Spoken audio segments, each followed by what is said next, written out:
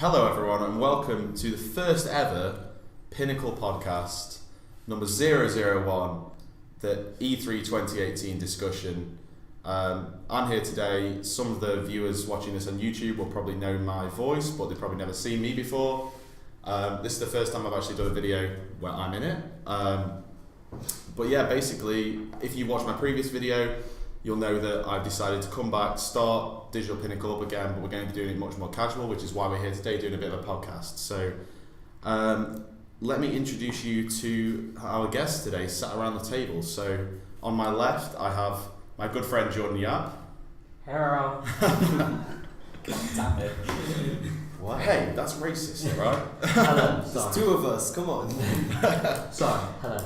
Okay, so yeah, and then on my close right, we have Mr. Nhel. Hi. I buffered, I was like, what do I say after her roll? It's broken. And over here, from Horseplay, the one and only, we have Mr. Harrison Jake Wingfield. That me. From Horseplay himself. The horseplay himself. We are broadcasting live over Twitch right now on the Horseplay channel. I don't know what the link or the name of it is, so if you want to do Real horseplay. is it at Real Horseplay, like a handle, or just Real Horseplay? Not on Twitch, it's just Real Horseplay. On Twitter, it's Real Horseplay anyway. At Real Horseplay. So easy to find. Okay, Don't find a fake one, the real one. Yeah, there's a real one. There's a fake one out there as well. Yeah. This is the at fake Real Horseplay. Oh, the actual horseplay on Twitch is like a My Little Pony channel. What? And it's really annoying because they might overshadow us. Just slightly different. Yeah, exactly. Taking your audience. I mean, it does make sense. Horseplay. Your naming thing didn't work out quite well. We did it? really fucked up. We did fuck it. It's gone too deep now. Right, okay, so quick summary of what we're going to be talking about today. As I'm sure anybody watching this will know, it is currently E3 2018. We're all in crazy levels of excitement. And I'm still hyped. we've just finished watching the Microsoft press conference, or the Xbox press conference, depending on how you want to say it. And we've already seen the E3 one, which was broadcast like yesterday about 9 o'clock or something like that. And now we're just going to sit and go through everything we've seen, have a little chat about what we've seen, and probably go into, if we've got time at the end, about what we're hoping to see in the rest of the showcase. That's pretty much it. So let's get started, shall we? Cool. Yeah, ready. All right. Fucking ready. Okay. It's fucking good. So to start us off, EA launched straight into it with Battlefield 5. Let's talk about that for a bit. Does anybody want to watch the thing again, or are we happy just jumping straight into this? Cool. Yeah, I'm pretty happy with It's it. pretty fresh in my memory, so I want to watch some of like the more sort of like smaller things, but this one stuck in my memory quite a lot. So key points that were raised in the thing were like more destruction, which is the same every single year they announce a Battlefield one. They're like, more destruction, guys. You can destroy more things. I haven't played Battlefield in like ages. So was it new that the tank could literally just like demolish the house like Bad Company style? It was doable in Battlefield 1, but it didn't. It was a bit glitchy. Oh really? Yeah. I like the snow falling one because I saw that there was a snow part and it just fell, so I was like, snow graphics is pretty well made. Snow graphics. Snow graphics. DICE did a good job on that snow graphics. Yeah. So It's also set in the Second World War, isn't it? So yeah. Okay. So let's go into that for a little bit, because like Second World War is what I've been waiting for the whole time. Like we've gone through an entire about decade of modern day or futuristic shooters. Well, it's a little bit more than 10 years, but yeah. Yeah, and that's what I've been waiting for this whole time. A little bit annoyed that Battlefield like went down the route of calling like the World War One Battlefield 1, and now they jumped back They're not very good with numbers. 5. Can they not count? No. Like, I guess it's because the original Battlefield was called like 1942, so there was never a Battlefield 1 until the one that came out like 2 years ago.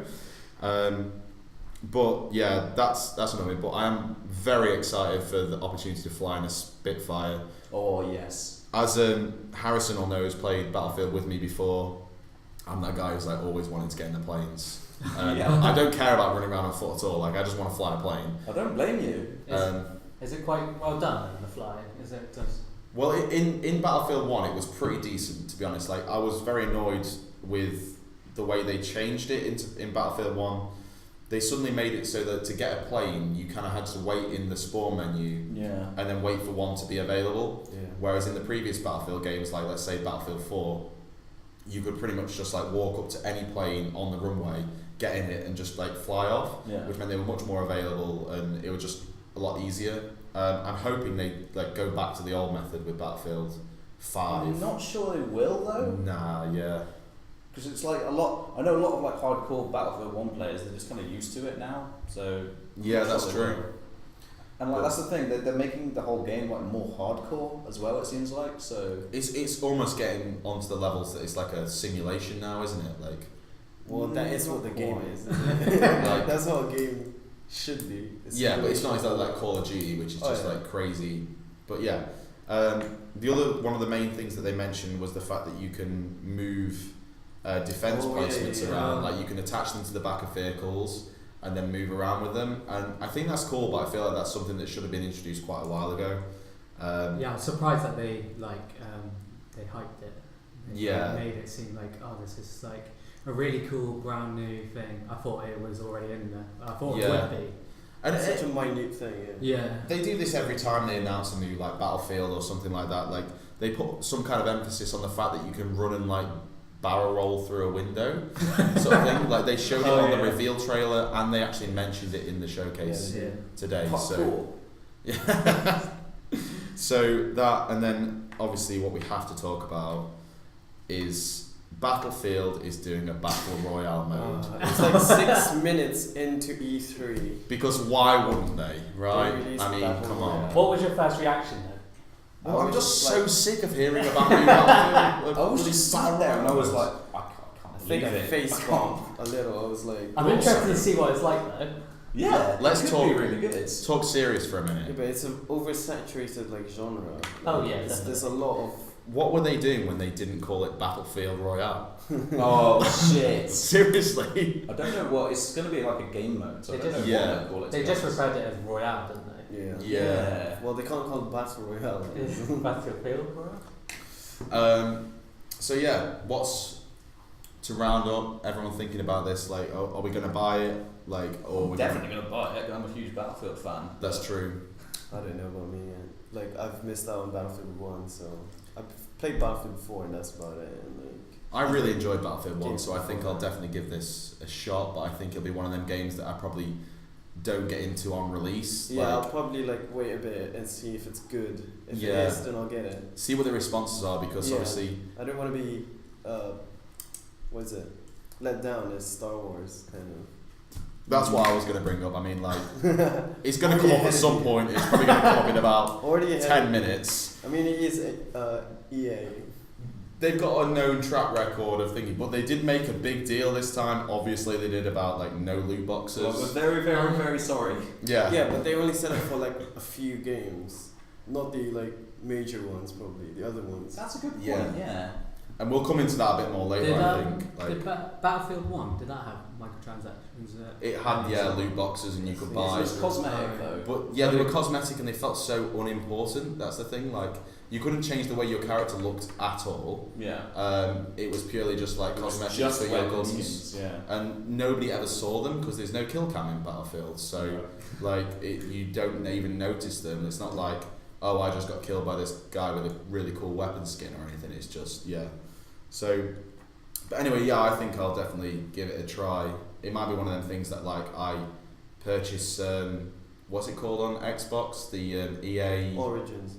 Origins for PC. EA Access. EA Access. Like I might buy that for a month. There's no more premium. They got rid of premium. Oh yeah, they said. Yeah. What does that mean? You know, so premium was the way they did the DLC. You bought a premium pass and you got all the DLC. It's basically a season pass. Oh, of course. There's no yeah. loot boxes And they and got no rid of premium pass. Yeah, they were saying. Yeah. Thank God, because like there was a time when that was kind of okay. Like I remember when I was like back when playing like Call of Duty Black Ops, the original one. Yeah. So we're talking like 2011, I think, and the season pass was fine because it was like, we're going to release 4 DLCs across the year. Yeah. If you give us the money now, you save 25% on the cost of purchasing, and that's just a standard like business transaction. You save money by buying more, sort of thing. But then like they started releasing games that were like, okay, now this is the season 1 pass. Pay like £40 for season 1 pass, and then next year we'll be doing season 2 pass, and it's like the games as a service thing, kind of. That's what they're doing now. Which I just hate. I just hate it so much. Well, they're getting more money from that. That's why. Yeah, money drives everything they do. Anyway, let's move on. I've got a feeling we probably won't talk about the next topic for too long, but let's jump right into the next big reveal was FIFA 19. Yeah. Believe it or not, EA's doing another FIFA game. Whoa, what are the chances? It's called FIFA 19 in preparation for the 2019 season. Believe it or not, I mean, what? I'm gobsmacked. I'm guessing I'm probably the only one that plays. I play FIFA. Do you? He does play a bit of FIFA. Yeah. What just casually like? Well, it's only ever with mates. I don't really play on my own that much. I used to, but not since like FIFA 17. When I was younger, I used to play it so much. Oh, Younger me would have loved this Champions League thing, but I've just gone off FIFA for so much, for so long now. These last few years, I play less and less. It's just such a frustrating game. See, but the thing is, it's like FIFA's really big in this country, but everywhere else it's like it's massive. Ultimate Team probably makes them so much money, shit ton of money. And that's one of the things they definitely won't be getting rid of the loot boxes on, because it actually works well in that kind of like. Only for that, yeah. Yeah, it doesn't work well when you're like buying progress on like a shooting game, but when you're buying players, it's the same as, and it's just the same as like Hearthstone or any card game really. Yeah. But then you end up actually putting those players into action, sort of thing. So, like they announce a new FIFA every single year at E3. They normally talk about some kind of like improvement in the AI or something like that. The trailers always similar as well. Isn't They were like saying quality increased yet again, and I was just like, what's changed? Like this year, they mainly focused on the fact they're adding Champions League content to FIFA 19, but they're also adding World Cup content to FIFA 18, like right now. Because Russia World Cup. I do like which is great. I do like how they're taking advantage of it by making it a free trial. Mm-hmm. Because obviously at this stage, the new FIFA is probably out in like September, and probably like less players are playing it. So people buy FIFA 8, play the trial for FIFA 18 for a month now, but then end up buying FIFA 19 because of it. That's what probably happened. And it gets like people playing it again that may have stopped. Yeah, no, that's a logical thing to do. But seriously, again, what this comes down to for me is how have we got to FIFA 19, considering they started at FIFA 1995 or something like that. Where's FIFA 76? But yeah, how have we got to that level and they've not added the Champions League or the World Cup yet as a standard feature? They used to have the World Cup games, didn't they? Like in 2012, I remember. They haven't had Champions League recently because PES have had it. But then they don't own the rights anymore, so obviously. But like FIFA owns a lot of like games with football now, really, isn't it? Like they have the complete monopoly of it. Oh yeah. That's why they're making so much money. Is anybody going to buy it on release? Not on release, but I'll probably play it. You're probably going to buy it on release, aren't He's you? probably. I'm saying to myself this year I won't, because I play it less and less each FIFA, but knowing me, I probably will. I mean, yeah, I'm not going to buy it. I never buy it. The only thing that excited me was when FIFA 17 came out and they were like, there's going to be a campaign mode where you play as Alex Hunter.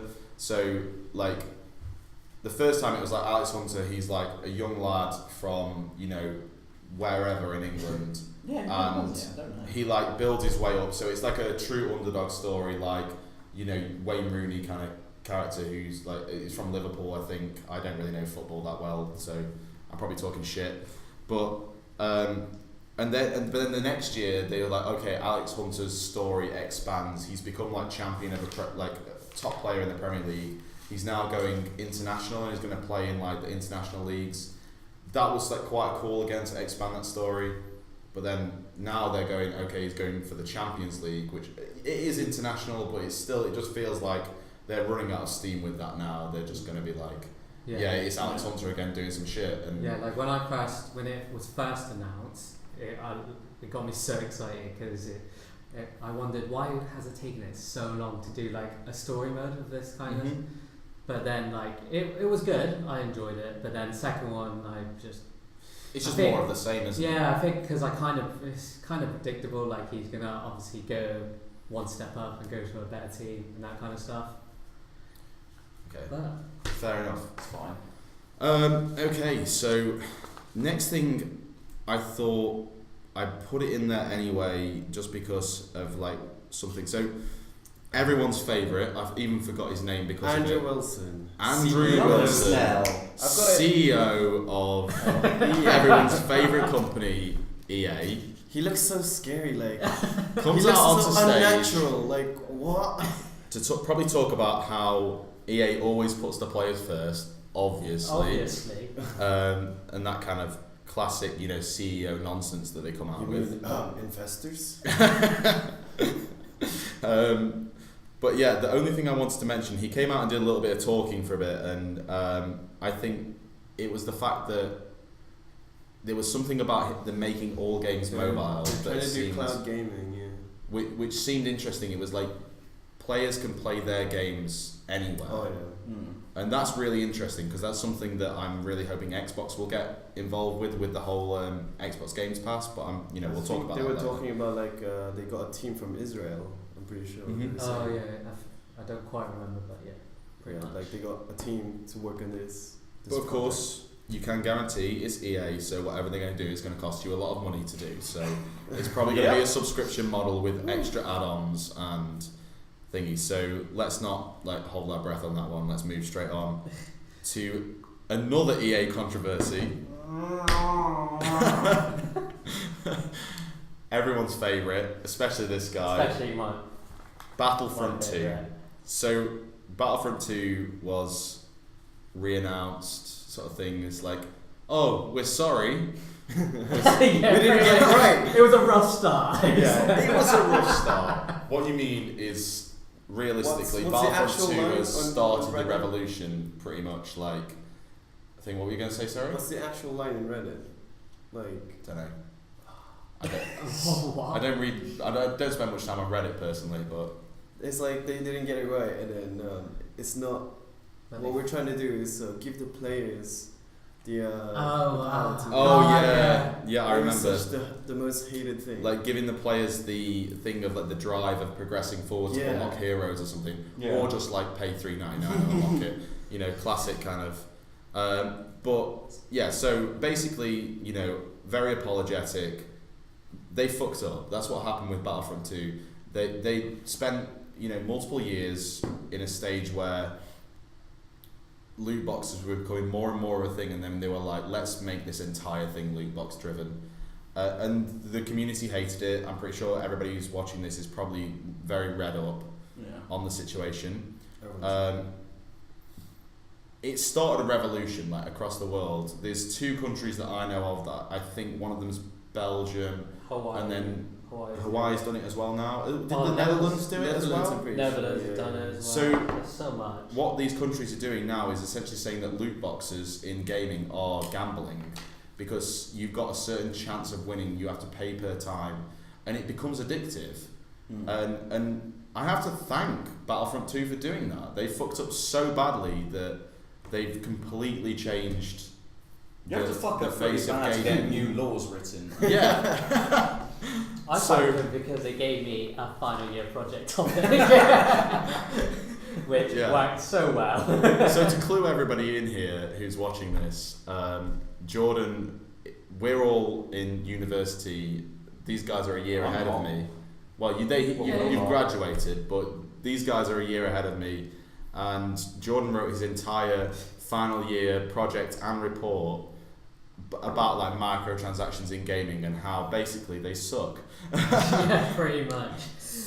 I was pretty stuck on the topic at first. Then this popped up and I was like, "This is perfect." And it was perfect timing that Battlefront 2 came out just as you needed it. Yeah, and then it just loads of other different news just came out about this. obviously all the gambling controversy. It was just constantly Then growing. other games like that Metal Gear Survive. Did I tell you about God, yeah. Jesus. God, then obviously games like Overwatch because they were.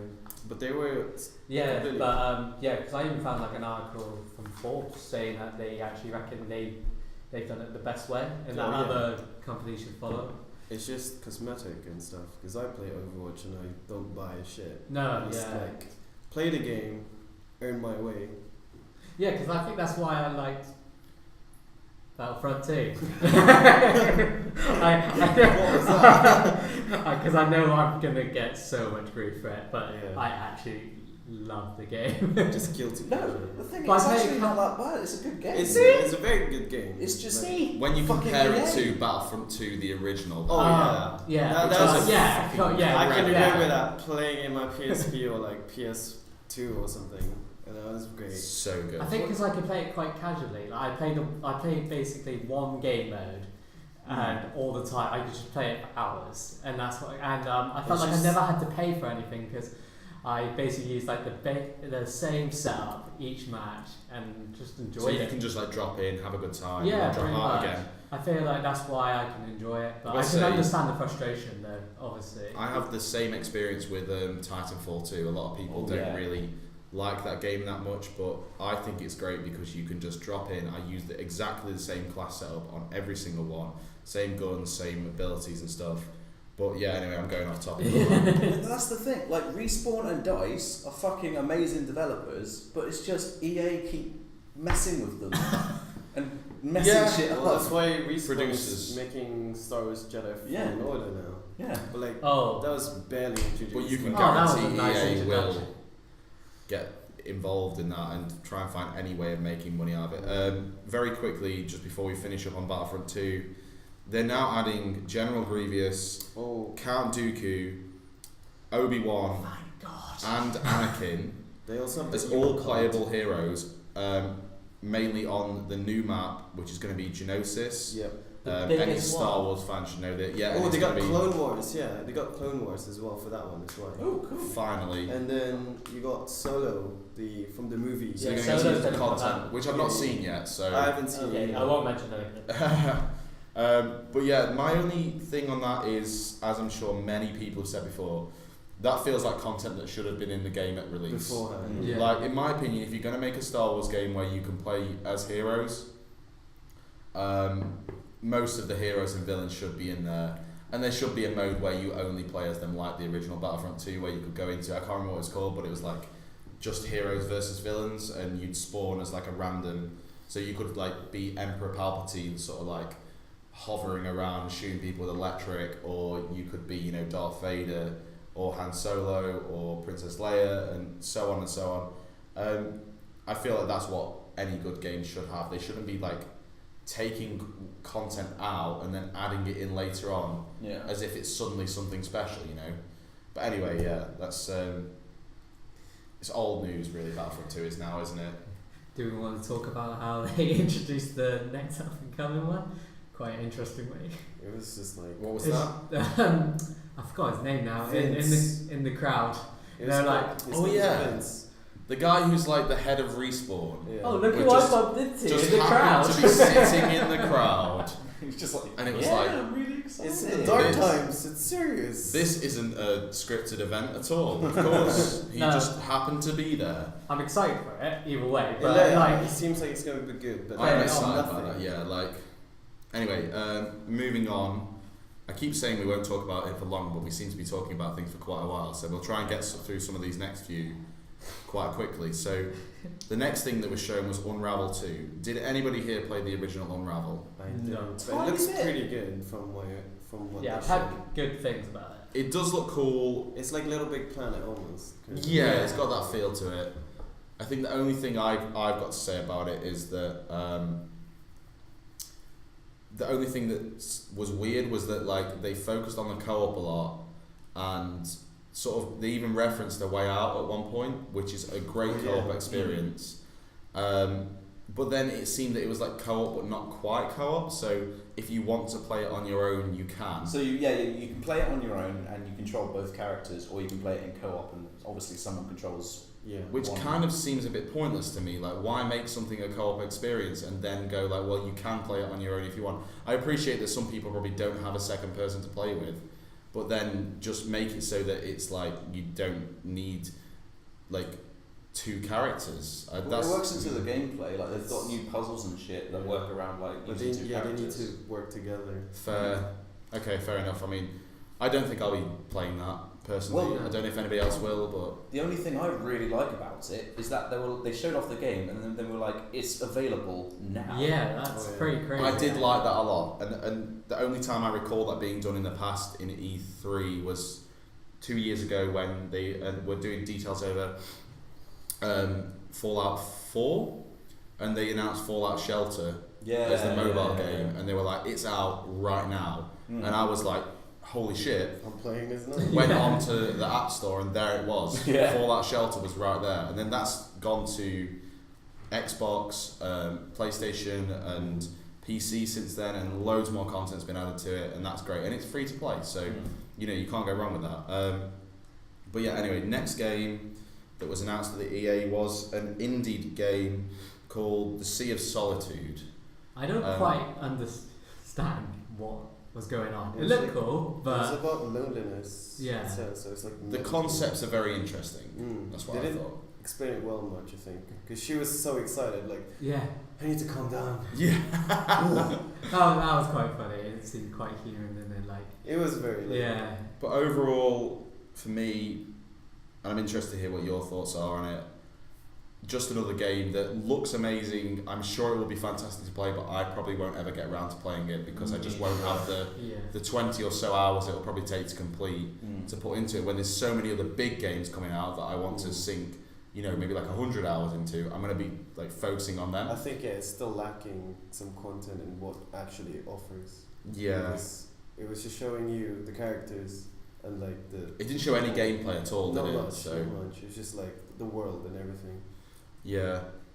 Okay, moving on again. Please literally just say that you. Yeah, okay, so the next most amazing game that was announced that everyone got super excited for, another EA Sports title, Madden 19. Believe it or not, there's another Madden game. And what the fuck was that? I'm so excited about it. Like, okay, I don't think anybody watching or anybody in this room needs to know that I'm not American. Really? I enjoy American football. When it's on TV in England, I will watch it. Like when the Super Bowl's on, when sometimes the teams come over and play in Wembley, don't they? Yeah, Wembley. I'll watch it then. It seems so much more like British football. You sit there and there's loads of like miserable people sat there wanting to go home. Whereas American football, everyone has a fucking mental time. Yeah, it's huge. Which just looks great. But Madden, I just can't understand for the life of me. No matter what, I've played it, and then they announced the next one. They didn't even talk about any of the content or features of the new game. I think they literally were just like, oh shit, we've not put any content in this new game. What do we do? Get an existing NFL player who's a commentator for some stuff to come out, and the champion of the Madden esports tournament to come out and talk some shit. Is that what his name was? Yes, Young Kid. With his belt, like WWE belt. Yeah. I'm just going to show something to the camera. I'm just going to show what's has been written for the notes right here. It's just Madden 19. What? pretty much. Quite literally, that's what I was thinking when I was watching that. I mean, it was. Well, they had the game, which is the basketball one beforehand. Oh yeah, I forgot to put that in.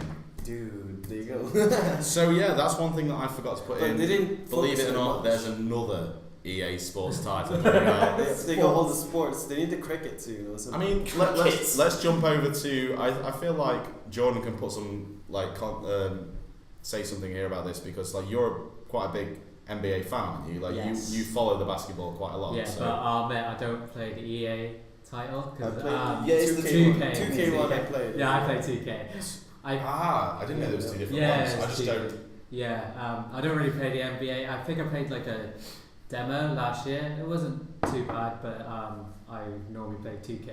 And Fair. yeah, But I don't really play a lot of basketball games. What they need to have as a game though is the rugby one. I remember having the rugby one. The rugby game would be great. Yes. And I think I did. Where is it?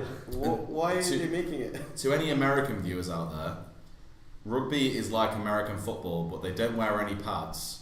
And then they just fight each other, basically. It's just better. It's fighting with rules, essentially, cauliflower and loads of running, and that's basically it's a lot it. of mud and sweat and blood. Yeah, it's great. It's actually quite like. It's a little bit homoerotic, isn't it? It is when I say it now. It is, but like it's actually quite like you get into it when you're watching it. Like yeah, I feel like it is enjoyable.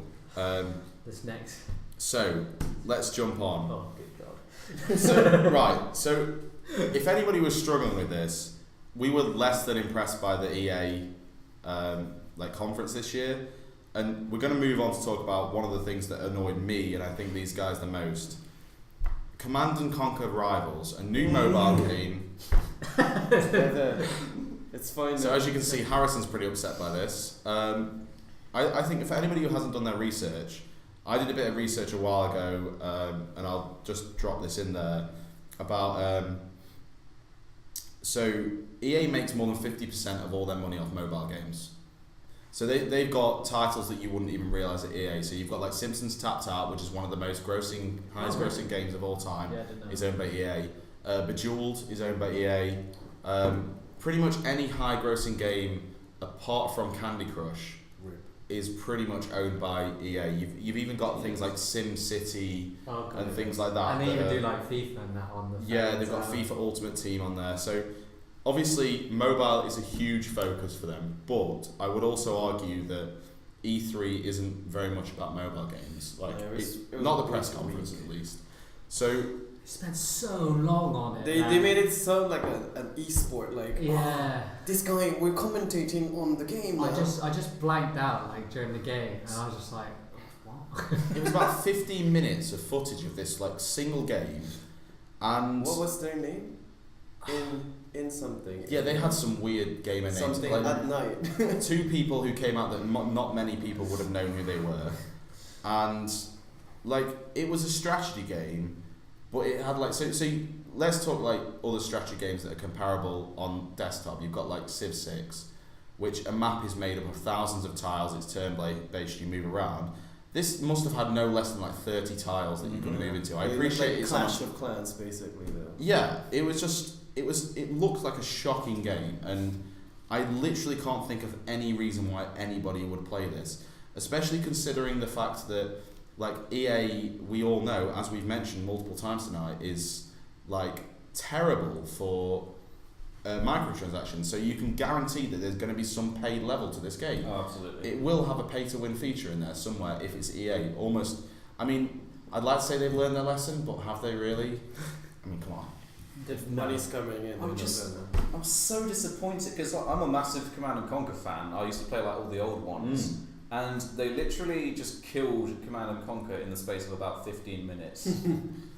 It's just nothing like what Command & Conquer What have you done? What was your reaction as soon as they said, "Oh, this is Command & Conquer"? Were you like, "Oh"? Or at first, I didn't believe it because I didn't actually hear that bit, and then I was like heard them mention like the factions and stuff, and I was like, "Oh fuck, this is Command & Conquer, isn't it?" I was so disappointed. And also, how much did they spend on that weird trailer? The trailer, yeah. Halfway through. It was like realistic, and then you have the game, the phone game one. It was like.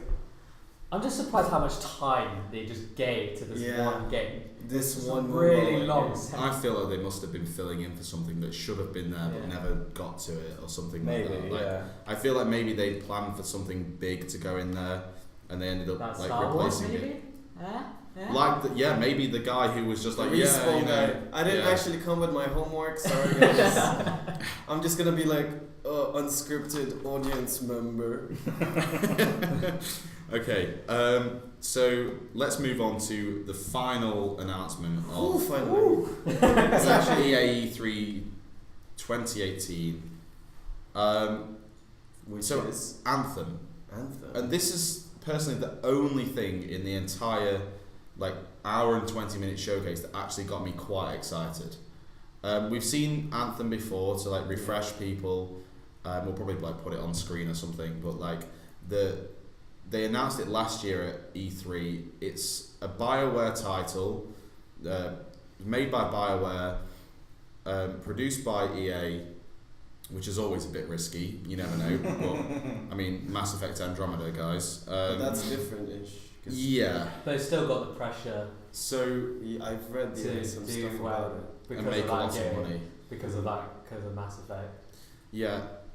Entirely new world. So let's go down into a bit deeper into this one because we've been going through the last few quite fast. But this one's but this is the one that a lot of people got excited This is about. a big one. So yeah, what are we thinking so far? Let's go into that, just in general opinions. It's fucking sick. Yeah, I like the look of it. I was hyped at the first time, and then it whittled down because of the controversy. Yeah. And then I looked at it now, I'm like, I kind of want it. It's an Iron Man simulator. yeah. We do all want to be Iron Man, to be fair. Yeah, I mean, you go down the sea as well. It's like, there's so much exploration. Cool. Vertical and horizontal, that's great. It is cool. What are you thinking, Harrison? I'm a bit reserved right now. I'm not. I've got really low expectations, if I'm honest. But that means, I suppose, that when it comes out and it's amazing, I'll be like, holy shit, this is great. That's always a good thing. Low expectations. I've said this many times before. Hype is a killer.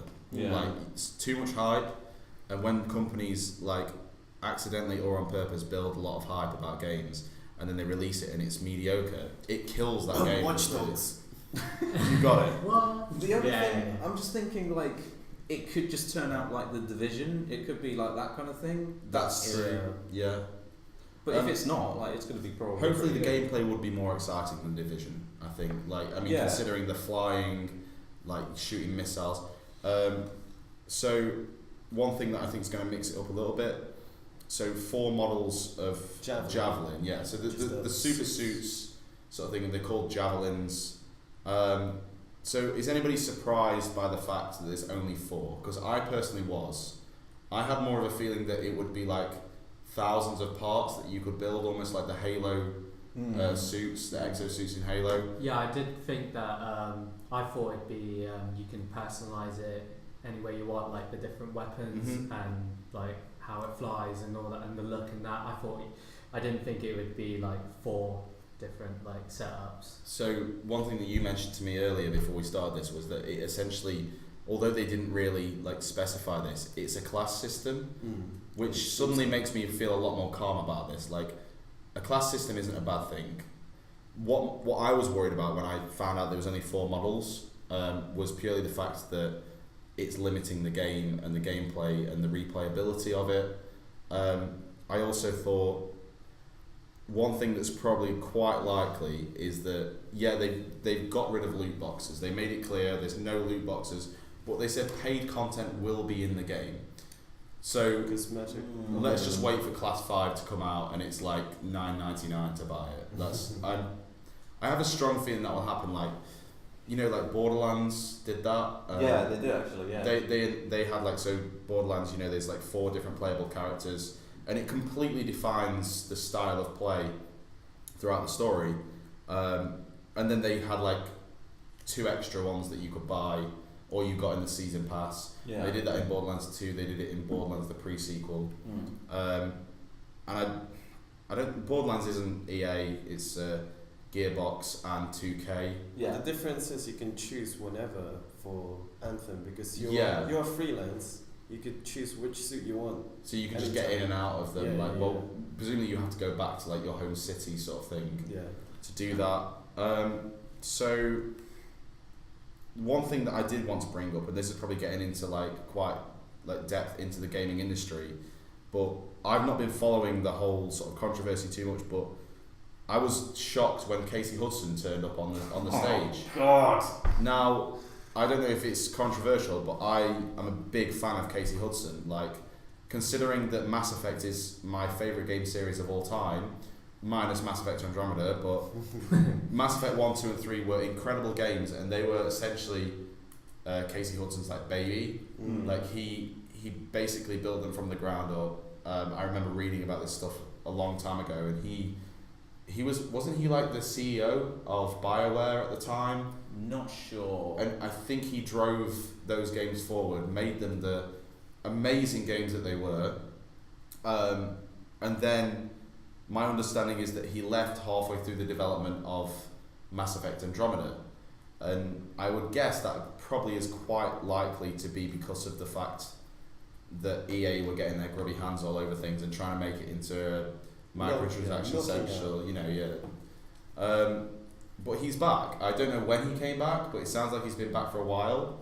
And it was just, I think it's great to see him because, I don't know what happened in that controversy, but it sounded like the reason he left was because EA were trying to ruin games that he was building that he loved. And hopefully that's a good sign. If he's willing to come back and work on Anthem. Well, I have a bit of a problem with him, to be honest. Why is that? Well, so obviously Mass Effect is almost like his baby.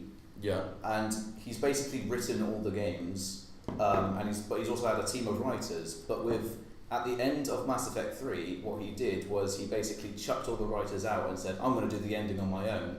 And look how that turned out. Yeah, wasn't it quite controversial? He fucked up.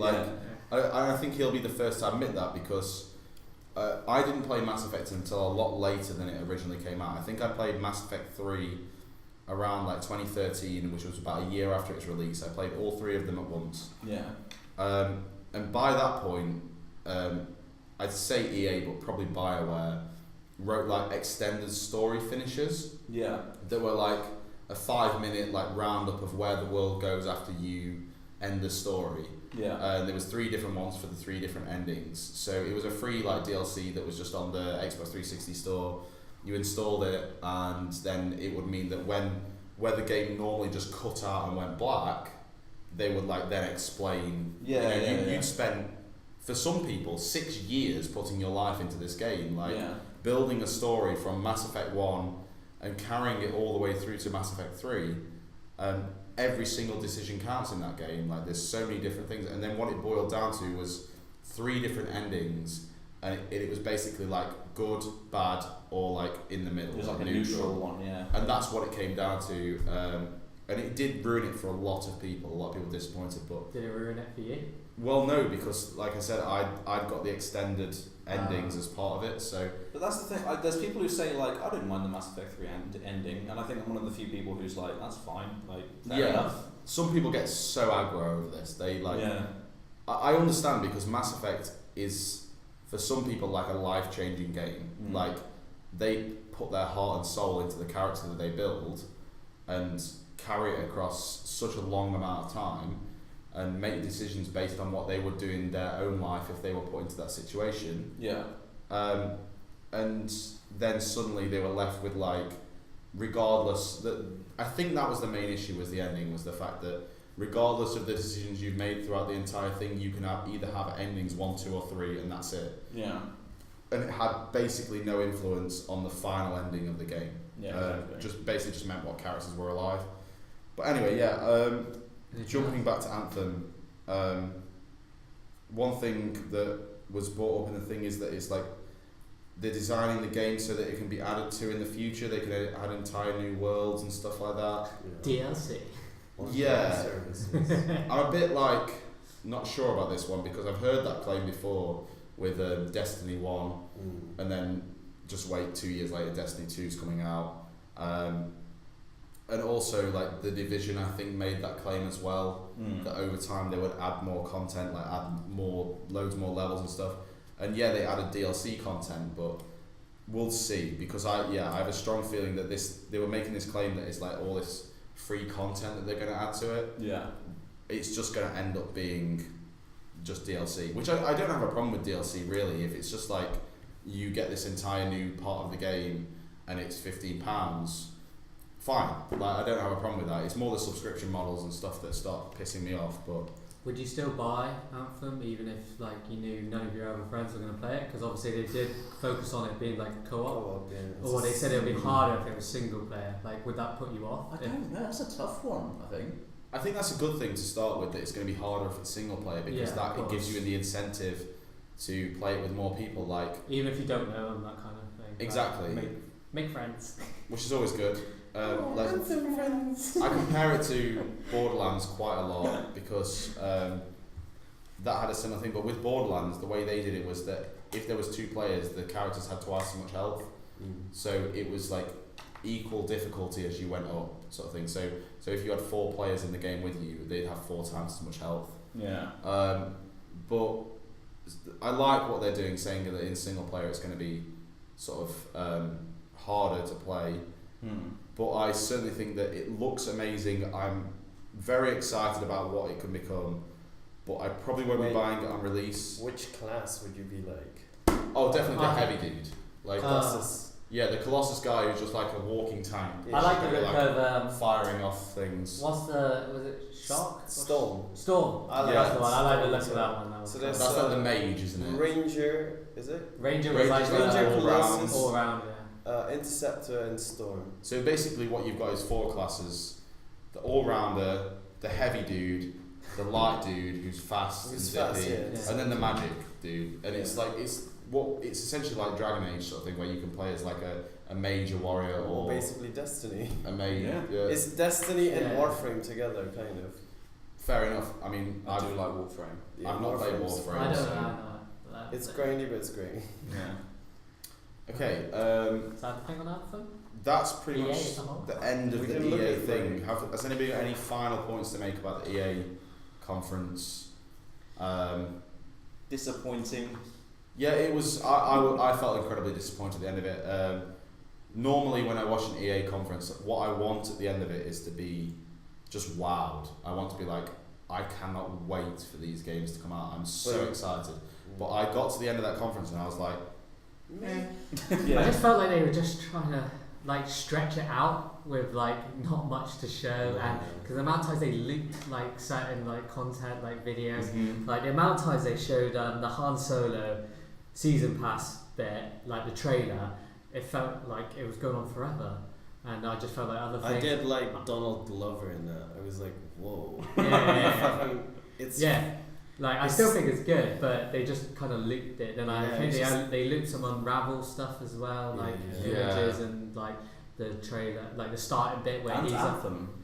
Anthem they did as well. They did Anthem right at the start, Anthem right at the end, and let's face it, there wasn't that many games announced. Like when you look at, I'll quickly, like you can see, this bit from here to here is EA, and then. Can I even see that? Probably not, but there's like half a page dedicated to EA with quite detailed notes, and then the next like page and a half is entirely just things from the Xbox thing, and but there's like, no notes titles at all. As well, just titles of games that were announced. But anyway, yeah. So that's pretty much it for EA, isn't it? I think let's take a little break, and we'll be back to talk about the Microsoft thing in like 2 5. Look at this list though. we took this I'm long. So we took this long to talk about this. We're gonna have to look at the trailers as well. Let's talk about let's come back to that in about 5 minutes. Okay, so we're back. We've had a little break, and we're going to jump right into talking about the content that was announced at the Microsoft E3 2018 press conference this year. Well, I mean, we watched it like an hour or so ago. Before we jump into the actual games that were announced, let's talk about just initial reactions to the overall presentation. thing. Or just the thing as a whole. It's massive. Oh my god, right? Holy shit. Like, Xbox is back, guys. Yeah. Like, there's so much. Like, it's insane. And we didn't even include that little montage of all the little indie games that are going to go on Game Pass and that. Wow.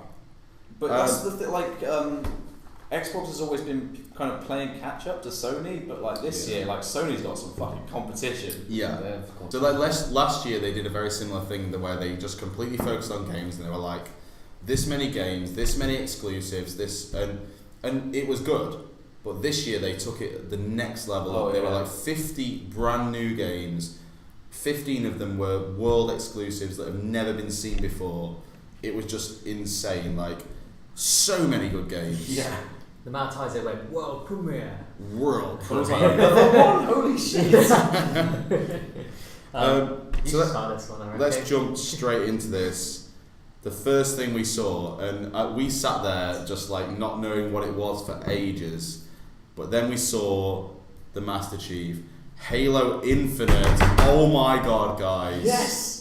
Oh fucking. Like, okay, so I'll be the first to admit I used to be like an anti-Halo guy when it was. Really? I didn't really like it that much. Like back in the day, I never really got into it. I was more of like a Call of Duty person, just because that's what my friends were playing. I didn't really think about it too much. Yeah. And then my very good friend, who's also like kind of my co-host on this, but he's not here tonight, Zach, who does some videos.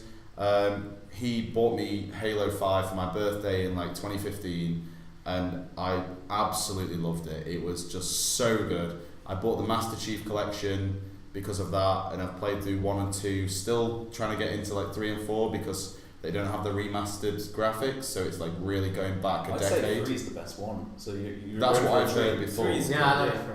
Although I love Combat Evolved, like I played yes. it when I was young. Like They all have the remastered graphics and the cutscenes are all done by this really cool studio. I can't remember the name. Sorry, Blur Studio. Is that it? Blur Studio. Not the band. No. I wish. Yeah, just there like playing that whole time. So yeah, They're pretty using, fucking excited about Halo Infinite, aren't we? They're using my Slip God. Space engine as well. For The that. Slip Space God. engine. That's a new one. What is the Slip Space engine? Does anybody know yet? Is that something No, holiday name? they just said we're using this engine. So Yeah. Slip Space, the engine itself, the name is named after something in Halo. So it sounds like it's something that has been exclusively made for Halo. Yeah, well, I think it has. But I think the reason they showed off that it was on this new engine is because like I was watching the trailer and it seems like they were kind of going for like an open world thing. I don't know for It sure. looks like, I mean, it is infinite. I certainly The got game I is certainly got vibes of that. I've got to Yeah. say. I think the thing that intrigues me about the naming is, so as I admittedly said, I don't really know that much about Halo's like lore and stuff like that. You got like an expert I lost right here. everyone from 3, I think. But Yeah. my friends told me that like the intention was always like Halo 1, 2 and 3, then Halo 4, 5 and 6. It was going to be 2 trilogies, and this is the end of Master Chief's story. Yeah. But the name Infinite is interesting because I'm wondering if this is their little hint to say we're not done yet. Like Halo's going to keep going, even if it is the end of Master Chief. The story's going to keep going. There's going to be more characters. I think so. Yeah, they're not going to get rid of. They're not going to stop making Halo games. It's a powerhouse in their thing. It's making Yeah. them so much money. There's still a lot of people playing Halo 5 now, and that was a game that was primarily loot box driven, but it's one of the only few that I think was pretty fair in its thing because it was like, so in the loot boxes in Halo you can get really lucky and get like an ultra rare or legendary vehicle or something like that. But it's like a one-use only thing. Yeah. And even then, to use it, you need to play well in that game. Like back in the day of like Call of Duty, when you had to, if you wanted to get like a noob, you had to get 25 kills without dying. Yeah. It took actual skill unless you were like a real noob, like exploiting something. So Halo 5's thing had. Well, yeah, it exactly. was fair in its play. And they were one of the first games to do that thing where they basically released like new maps for free, and they just basically funded like them making DLC through people. The esports, wasn't it, that did it? I think wasn't that where the funding came from? Oh, was it loot No, boxes? I mean like the loot boxes that they had, like they weren't necessary, but they still made them enough money to make the DLC free. So at least they put the money back into the system. Yeah. And I'm pretty sure that Halo 5, I don't know if they're still doing it now, but they did some like proper like championship series esports where the top prize for the final winner of the year was $1 million. Yeah, that's it. And that was almost entirely funded by the loot boxes from that, which is, in my opinion, quite commendable. Like, I don't want to be too sort of like Xbox fanboy over here. Like, I am an Xbox fanboy, I'll admit that. But I feel like I'm being honest when I'm saying that Halo was fair in its loot box system in Halo 5. Let's see how it goes in the next one. But did you spend any money on it? I didn't. I never spent a penny on it, which is what I thought was great about it, was the fact that by never spending a penny on it, and I could still play it and still have some great games, sometimes, people would beat me, but it never felt like, oh, he's some rich ass dude who's got like, you know, enough money to spend. You don't feel cheated. Yeah, exactly. You don't feel like in Battlefront. Exactly. like that's the thing. You can spend, you know, £70 on so many gold packs or something like that, but it's a lottery at the end of the day. It's your chances of winning are just as slim as anybody else. Just the fact that, you know, if I go out tomorrow and spend like £100 on lottery tickets, I can get 50 tickets for the UK Lotto. That does not increase my chance of winning realistically. No. It's like, it's such a small chance of actually getting those really high rewards that it's kind of okay. But anyway, yeah, like Halo Infinite, I'm fucking so excited. Very excited. Did they put a release date on that at all? No, it was literally just a trailer. Like, I imagine it's gonna they're gonna show more next E3 because they haven't shown gameplay whatsoever. No Yeah, gameplay. it's going to be like a probably holiday season 2019. We're talking sort of in the run up to Christmas in 2019. So that's quite a way. Was the teaser enough for you guys? Like before this conference, was there any part of you thinking, oh, they're going to show Halo, then thought, oh, No. I didn't at all. I never even thought about it. I know that's like their main game though. Like that's one of their biggest games. So it's true. Yeah, that's like I had my hopes. Well, yeah, exactly. That's my thing. I had my hopes, but I didn't think and I didn't expect the trailer that they showed where it was like wildlife and stuff like that. We were guessing really throughout all of it. It was like, what is it? Until I saw Master Chief, I had no idea. Yeah, exactly. I saw like the circular thing in like soldiers, and I was like, this seems like Halo. And then confirmed, there's a fucking like helmet. All right, let's jump very quickly on because we are slowly running out of time, and I want to make sure. I could talk about Halo forever, but yeah. Yeah, me too. Too many games to talk about. So number 2, the next thing was the next Ori and the Blind Forest. It's called Ori and the Will of the Wisp. Did anybody play the previous Ori game? No. No. None of us have played it. It looked pretty. Skip over this one then. It looks great. Nice. It does. It's all hand painted, the entire game, which is insane in terms of game dev to be able to do that. It looks like a great story. Brilliant little indie game. It's definitely a pretty game. Yeah. But I don't find myself wanting to. Love the art style, but I'm probably not going to buy it. I think, like, we're not millionaires and we can't afford to spend money on every single game that looks pretty. So, I mean, it looks great. So I'm sure loads of fans out there are going to really love the game, but it's not for me personally. Now the next one, I feel like it's called Sekiro. You're gonna have some influence on this because you like got very excited when you were seeing it. I mean, it was like about Japan and stuff. Which is where you're from, obviously. So I'm not from there, but yeah, it just reminded me of Neo, which is like. That was Dark Souls in Japan, basically, wasn't it? Yeah, it's a From Software game. So, but like Neo is not made by From Software, but Sekiro is, and it's got so much like new stuff to offer in it. It seemed like a Dark Souls game, but like more colorful and everything. You even have the same animations as well. Yeah, some parts, but like there was like interesting, which is the rogue part, which is they had a grappling hook, didn't they? So that was something that I was going to say. Is it seems much more action driven, which is quite interesting because it's also in collaboration with Activision. I noticed some similarities between the Tomb Raider games, I thought, in terms of those action sequences. The combat is still very clearly From Software. But the bits in between the combat, they seemed interesting, and it might be putting a new mix on those, because ever since the success of Dark Souls, many people will know there's been clone after clone after clone. They expect something similar to Dark Souls, just like Bloodborne or something. I want to see something different at this point.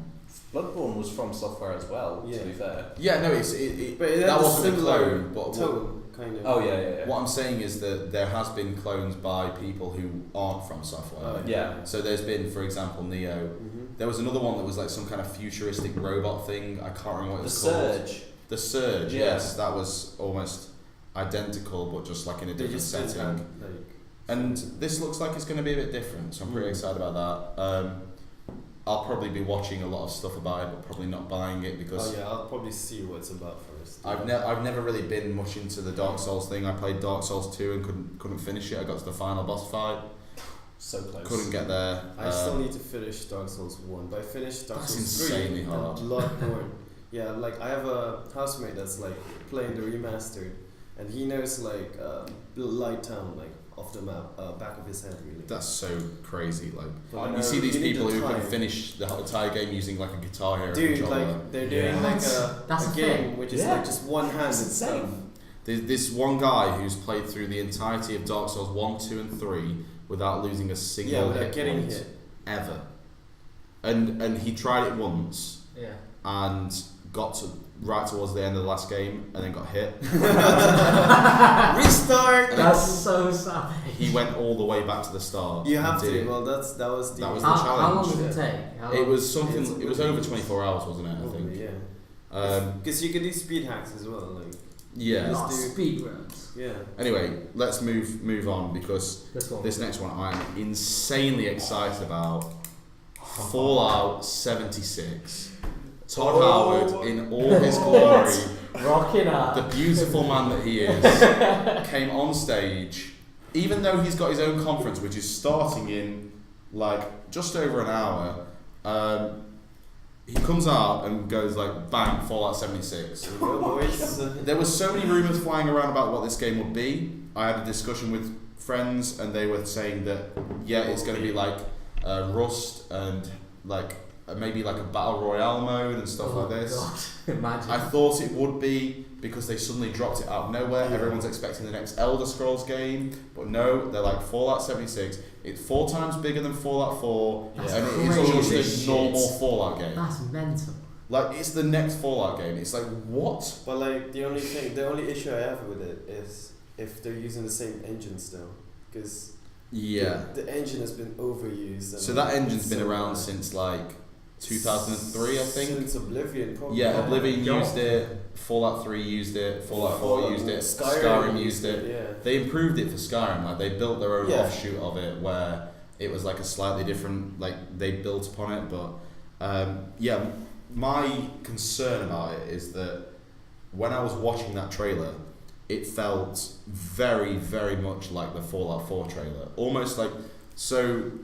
Anybody who's watching this now who is sort of a fan of the content that I've been doing, I did I think a Fallout 4 wish list when it was first announced, and then I did like a top 5 features of Fallout 4. That means I spent a lot of time watching the trailer content. Yeah. Sort of like frame by frame going through it, because that's part of the job of video editing. And apart from a different location, it looked almost identical. Yeah. And that does kind of worry me in certain things that so Bethesda have had a pattern over the years. It's like Elder Scrolls Fallout, and every time it gets better, they change something up.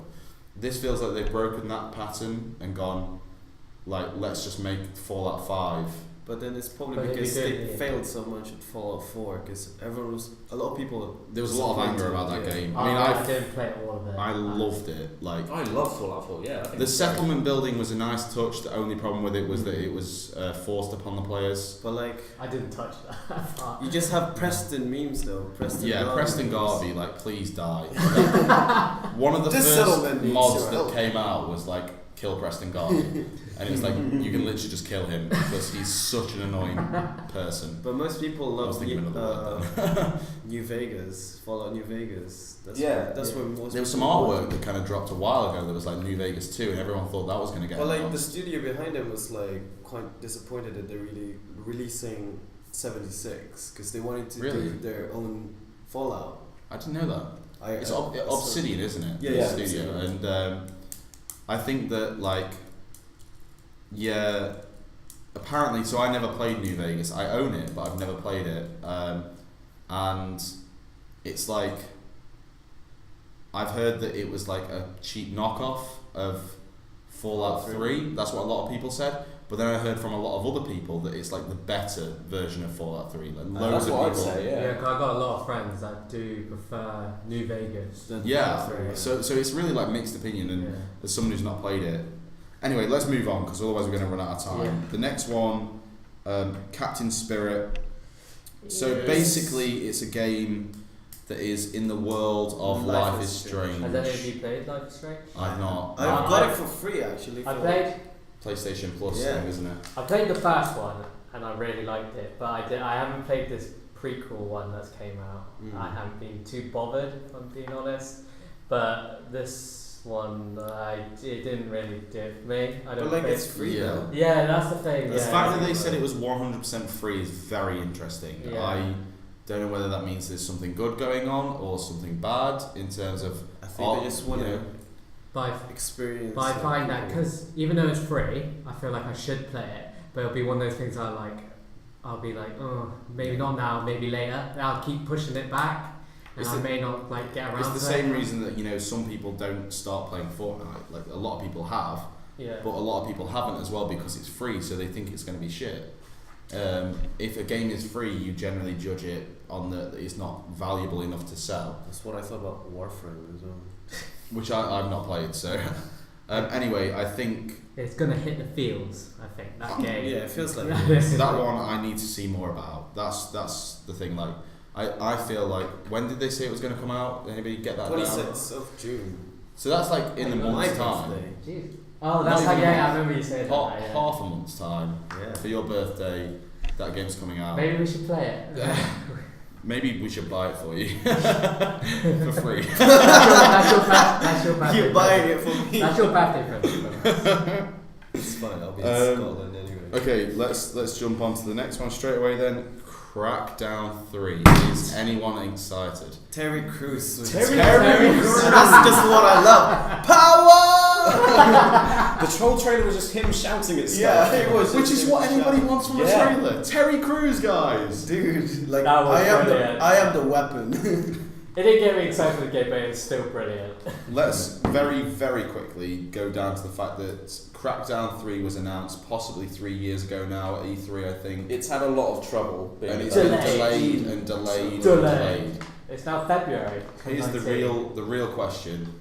Is Terry Crews the man to bring it out of the dirt? Fuck yeah. I think he is. I think Terry Crews is all that is needed to make that game a success. I need one of them Terry Crews pictures that every time I buy something. Oh, and the wallet. He looks at me, what are you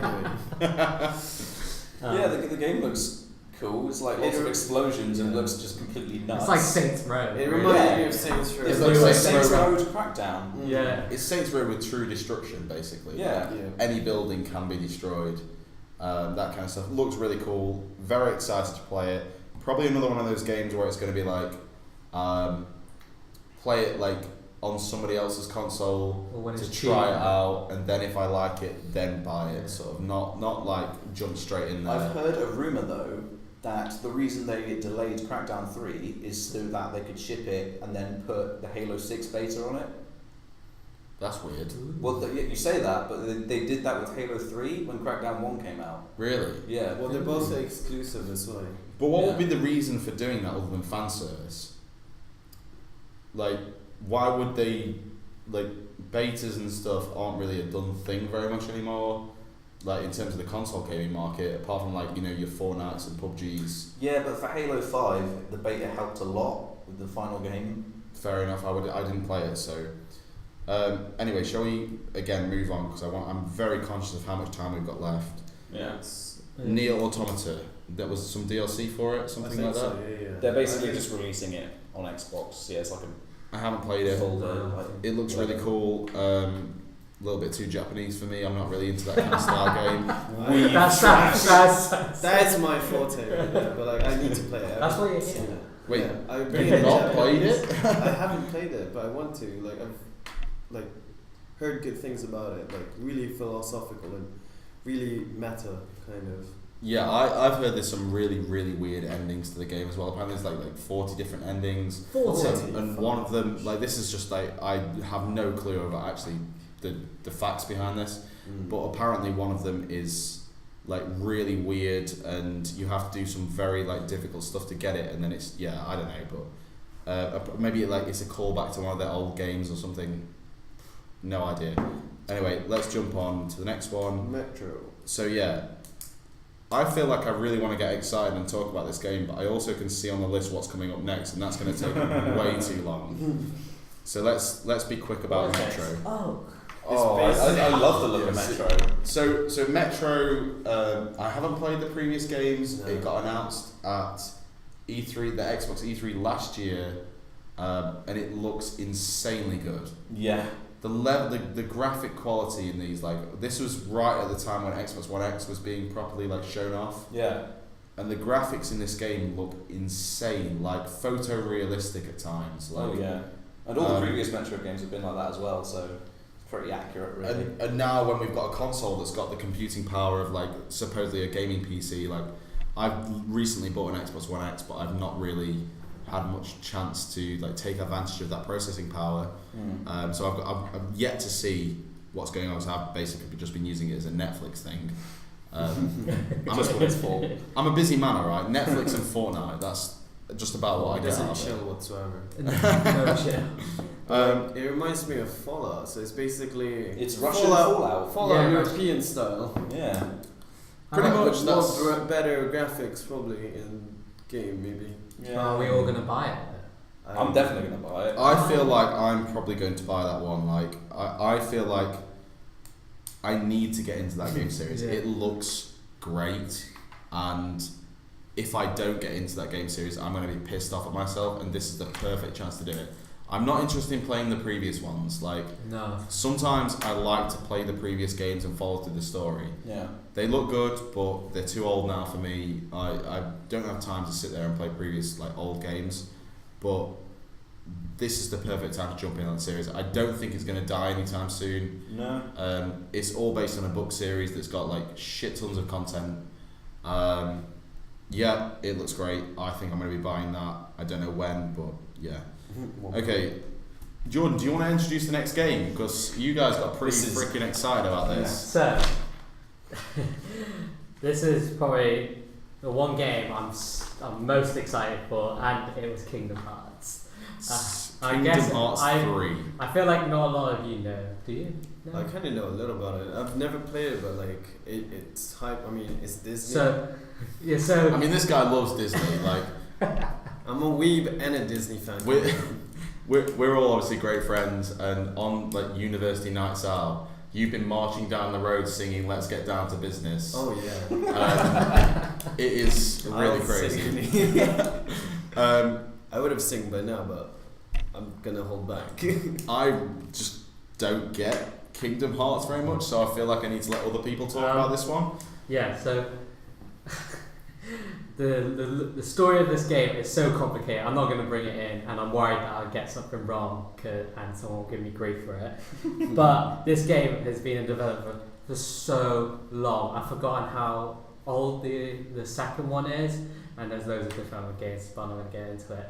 But the fact that we saw a brand new trailer is actually... It's definitely a franchise kind of. Yeah, it's they're massive. Introducing new characters and even Wreck-It Ralph. Like, yeah. whoa. I was going to say they put a big emphasis on the fact that they were bringing in characters from like recent Disney films. But I know for a fact that before I went to university, I was working in HMV, and which is where we got these posters. You know, sponsorship. No, I paid for them. And with the time I was working at HMV, I think was about 2013, and that was when Frozen soundtrack was at the top of the charts. That's why I was singing them as well. I'm sat there walking down the aisles, stocking shelves, and getting triggered by the fact that there's some great bands that are getting overshadowed by Frozen's soundtrack. Because it was like in the charts, #1, Frozen soundtrack. So Kingdom Hearts 2 must be pretty old, considering that they put emphasis on Frozen characters, which are like 5 years old now. Yeah. So, and then they also brought in Wreck-It Ralph, Tangled, Rapunzel. Yeah. So, I've not seen any of these films, So they Tangled, Toy Story, and Monster Inc. are ones that people already knew about. And Frozen, obviously, because it's so big, people presumed it, but this is the first footage we got of it. Like confirmation. Yeah, so that's what got me excited. Then it showed loads of other clips that we haven't, I haven't seen already, and the fact that it was shown at Xbox is a big thing on its own, because it's always been on PlayStation. Oh really? Yeah. So I'm kind of like a newbie to Kingdom Hearts, like the franchise, because I've had a 360, so I've never been able to play it. But then I got a PS4 recently, and then I bought because they remastered literally every game, because it's like that old and remastered them. So I was able to play them all, and that's when I truly got into it. But it is huge that they bring it on Xbox as well. But I'm kind of surprised because they haven't brought out a remastered for Xbox. So say like you're solely on playing Xbox, it seemed weird to jump right into number 3. Well, I mean, it does seem strange actually. Yeah. In the modern day, when you've got so many people buying both platforms. Number 2 was released 2005. Holy shit! But they brought other games out after it, but they were like kind of in between. So, and like so number 2 was 13 years ago. So yeah, I mean, like I say, yeah, modern day, like a lot of people are buying both platforms these days, and I think that there's going to be a lot of PS4 fans who've probably got the Xbox One, especially if they got the Xbox One X, they're probably going to buy it on that just because it's more, like it's got more power to it. It just depends, but I think it's cool that, like, I'm very much an advocate for bringing all games to all platforms because I literally couldn't care less about exclusives. Exclusives aren't going to make me buy a console, and I would much prefer it if I could, like, you know, you've got a PS4, and I would much prefer it if I could play with you on PS4, like certain games and stuff like that. Yeah, you've got PS4, like, you know, and you're a PC gamer, Harrison. So, you know, we've got, like, I mean, you play Xbox as well, but we've got a good, like, wide range of, like, gamers here, and it would be so much better for all of us if we could just play together on whatever console we're using. So I think it's a great thing that Kingdom Hearts, as an example, is something that's been around for like a lot of years as a PlayStation sort of exclusive, and it's coming to Xbox, so that's great.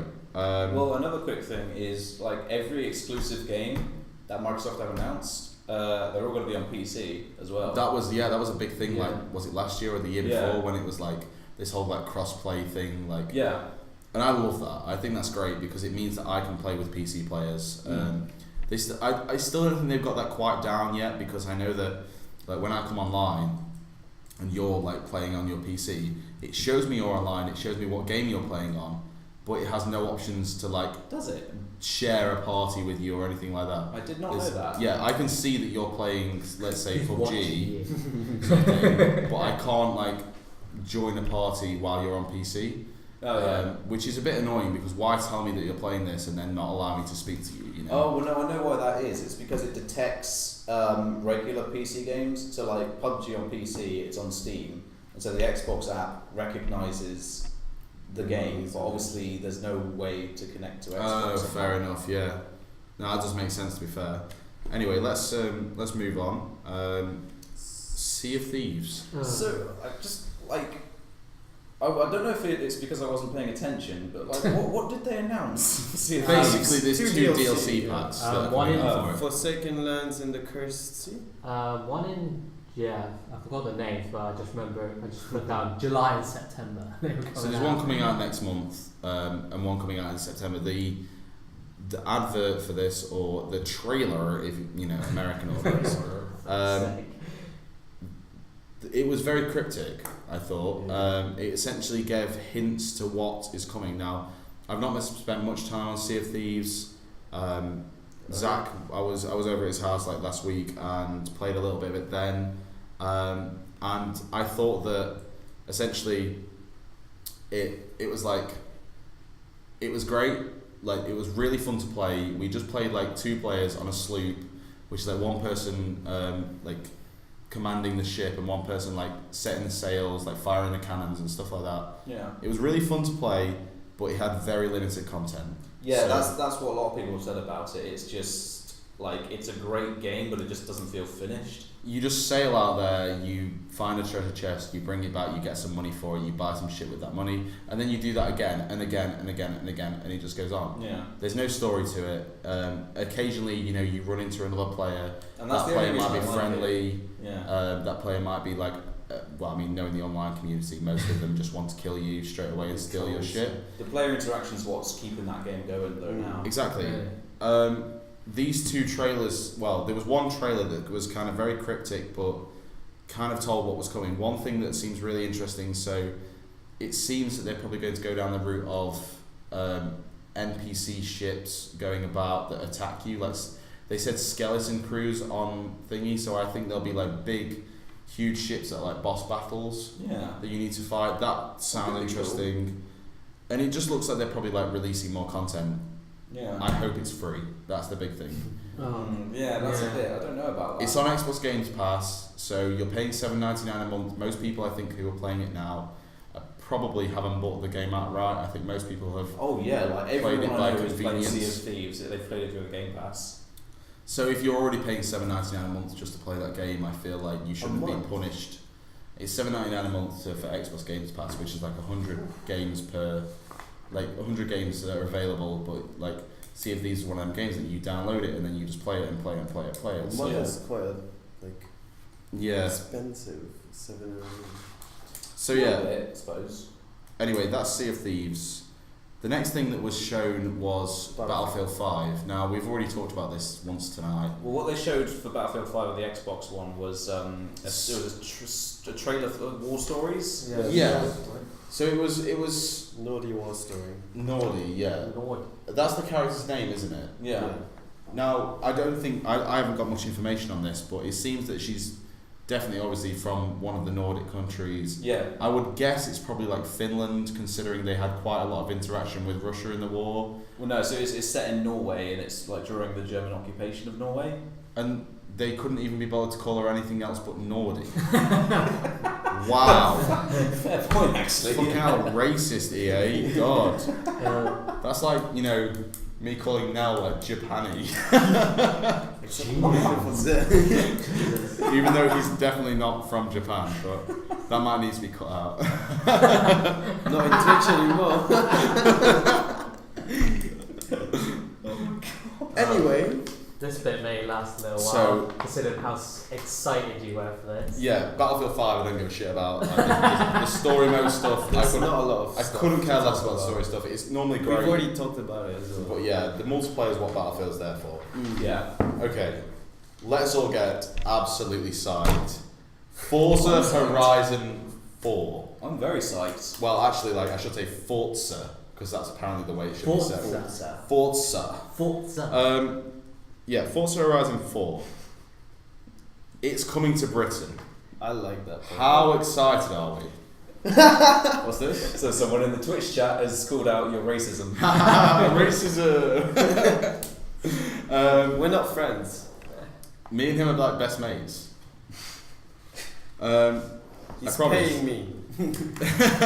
Yeah, I'm definitely paying him to be here and be completely racist to him. Jesus. Yeah, I'm definitely going to have to cut this stuff out.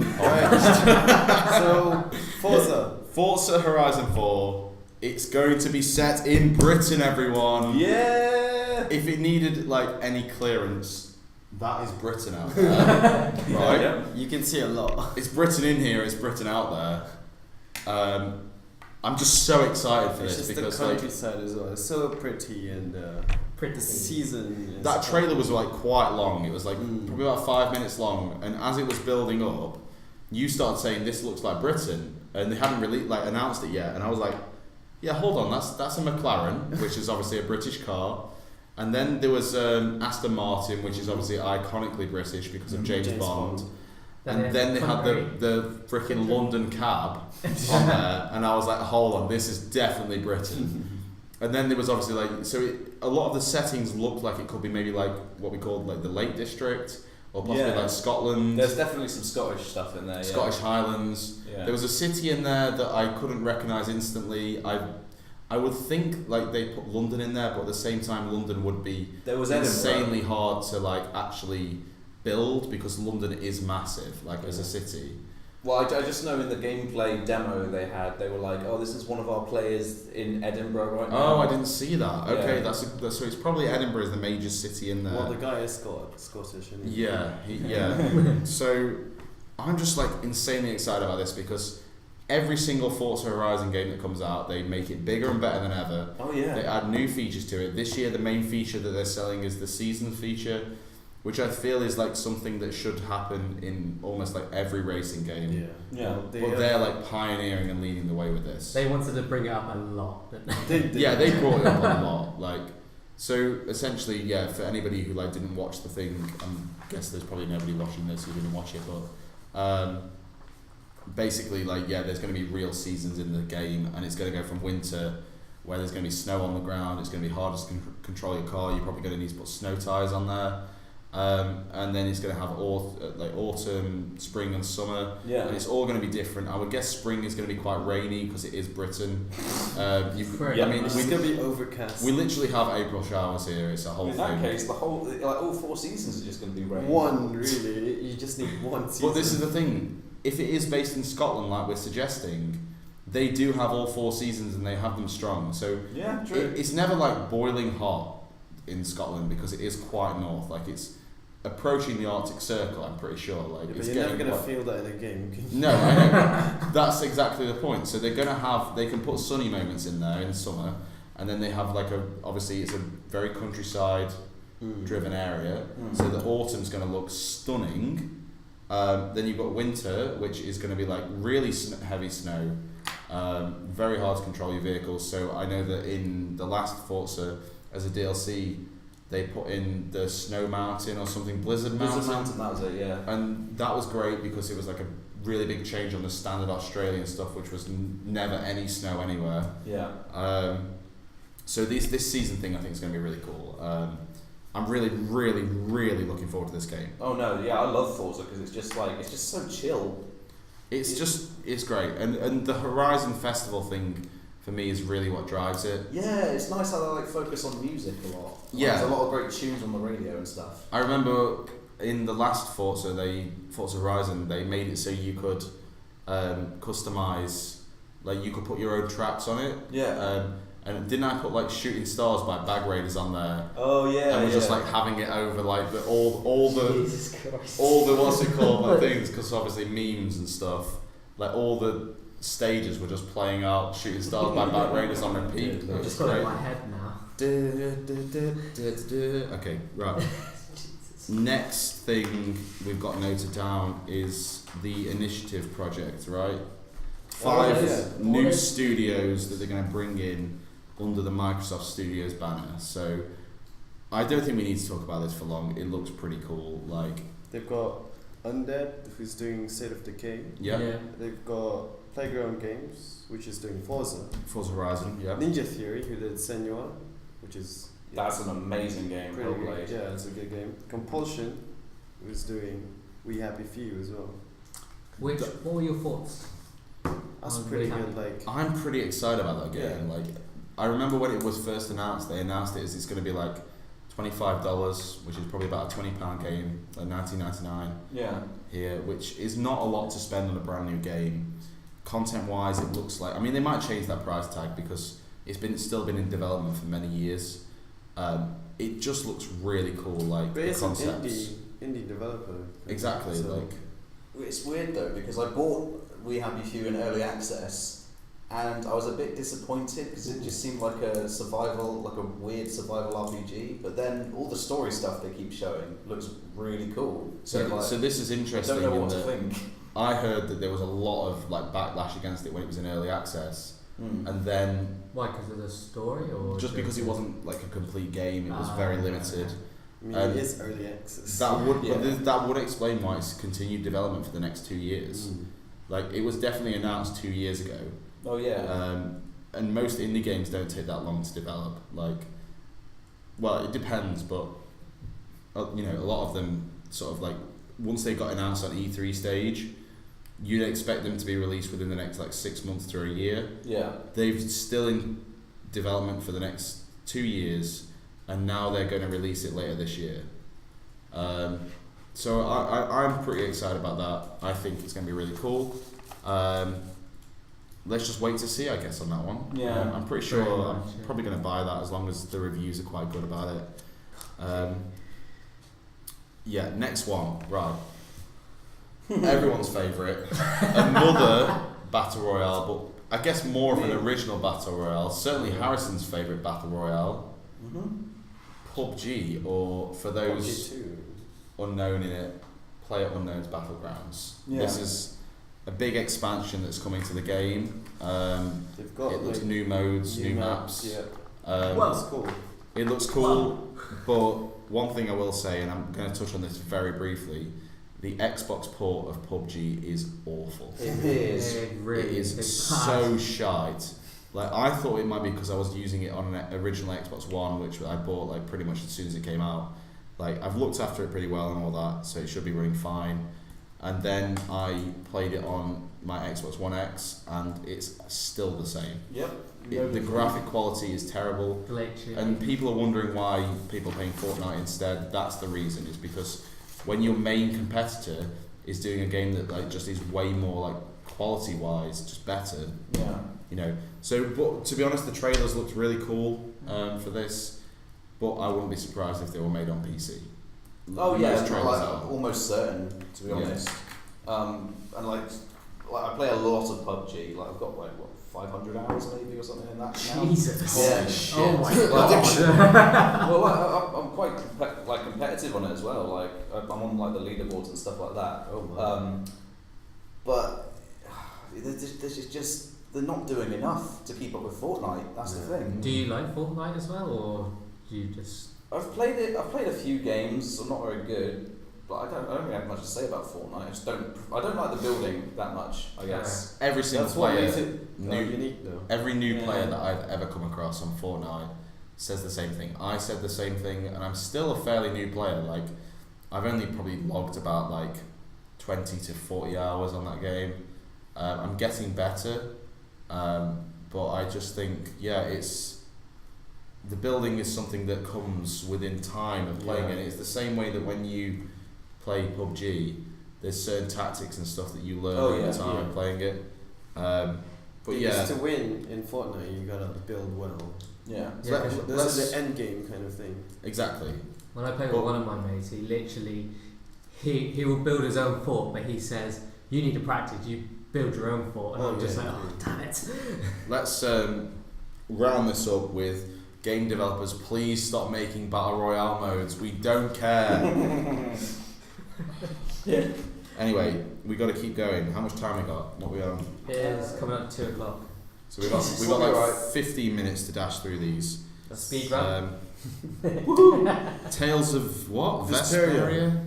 So what I know is that I didn't even see this. It's a turn-based game. Yeah. So it's a remaster of an anime, for what I've heard. Yeah, it looks very anime. From an anime game, I mean, yeah. I think I've heard of it before. But it's a very old anime, so I don't know. I like one scene, and that's it. it. Yep. That's it for me. Okay, yeah, I'm not going to buy that. So, is anybody going to buy it? Anybody keen on that game? Excited? No. Okay, The Division 2. They gave us so long. Right, so this is one of my more like major, like, I really loved Xbox's conference this year, but Division 2 was way too much time. That should have been over at the Ubisoft conference. They had two things kind of, didn't they? A huge teaser trailer that lasted like 2 minutes. Yeah. And then a gameplay trailer as well, which I couldn't care less because about. It was the same almost as the first one. Yeah, it looks so similar to the first Division. I really like. I've heard it's a great game if you've got 3 friends to play with. I'm quite busy these days. I don't have like regular times when I can sit down and play a game, and therefore I think that it's so hard to organise 3 other people who are also equally busy to me. Yeah. Like, we play on different consoles and like stuff anyway, and if I can find 3 other people who buy that game to play with, like, we're never going to organise a time when we're all free. So exactly. It's just not going to happen. Division 2, I really couldn't care less about. I think they shouldn't have focused on that. The next game that was revealed, let's jump over to our resident weeb. Wait, am I getting this mixed up? Yeah. Oh, damn. Tomb Raider. I've got something. Well, anyway, I was getting it mixed up with Jump Force. That's different. Let's talk about Jump Force, because I did the intro. So. Okay. Well, Jump Force has 4 anime characters But it looks like a fighting simulator, basically, like Tekken or whatever. But it's got Death Note, Dragon Ball, One Piece, and Naruto, made by Bandai Namco. Which is all animes that you've seen, and I've seen all 4 of them. Oh my god. It was such a disappointing name, wasn't it? Oh yeah, Jump Force. Jump Force. Like they could have named it better, like Anime Showdown 1. Yeah. Or something, but Jump Force, I was like, okay. It was such a weak name. So we've gone to Jump Force. Let's skip back. I got it completely wrong in the list. Fast Start. Oh, that was No one cares about the this. engineer when that Head engineer, the yeah. head engineer was speaking about it. It's like how gamers cloud play their gaming game. and all that. So there's 2 levels to this. It sounds like Fast Start is something that's basically, so anybody who plays Xbox now will know that you start installing a game, it gets to a certain point where it's probably installed the first few levels, and it's like, okay, this game's ready to start. You can play it now, and we'll keep installing it in the background. Yeah. It's a cool feature. Fast Start sounds like an improvement to that with what they're calling some kind of machine learning. Now, I'm sure if she's head engineer of Xbox, she's probably very knowledgeable of it, and probably far more knowledgeable than me. I have no clue how machine learning can be an influence on this. What I am very excited about, though, is the potential of cloud-based gaming. So I think I've already said this once tonight, but Xbox Games Pass, I don't purchase that at the moment. But if I didn't have to download a game, so I got the Xbox Games Pass as part of my Xbox One X bundle for a month.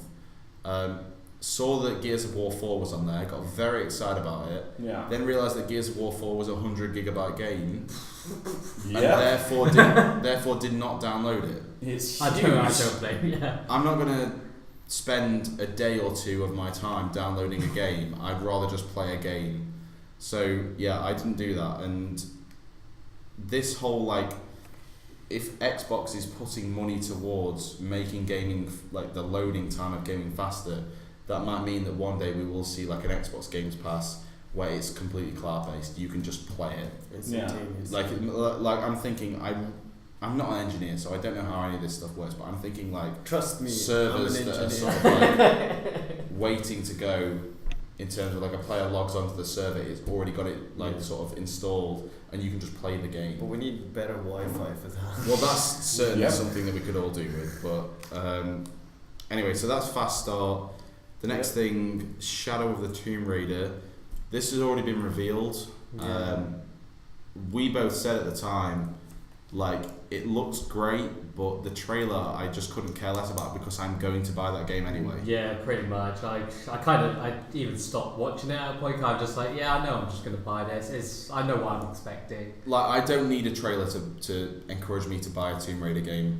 If a Tomb Raider's coming out, I'm buying it. That's what it is. He's buying it for Lara Croft, really. I mean, who wouldn't?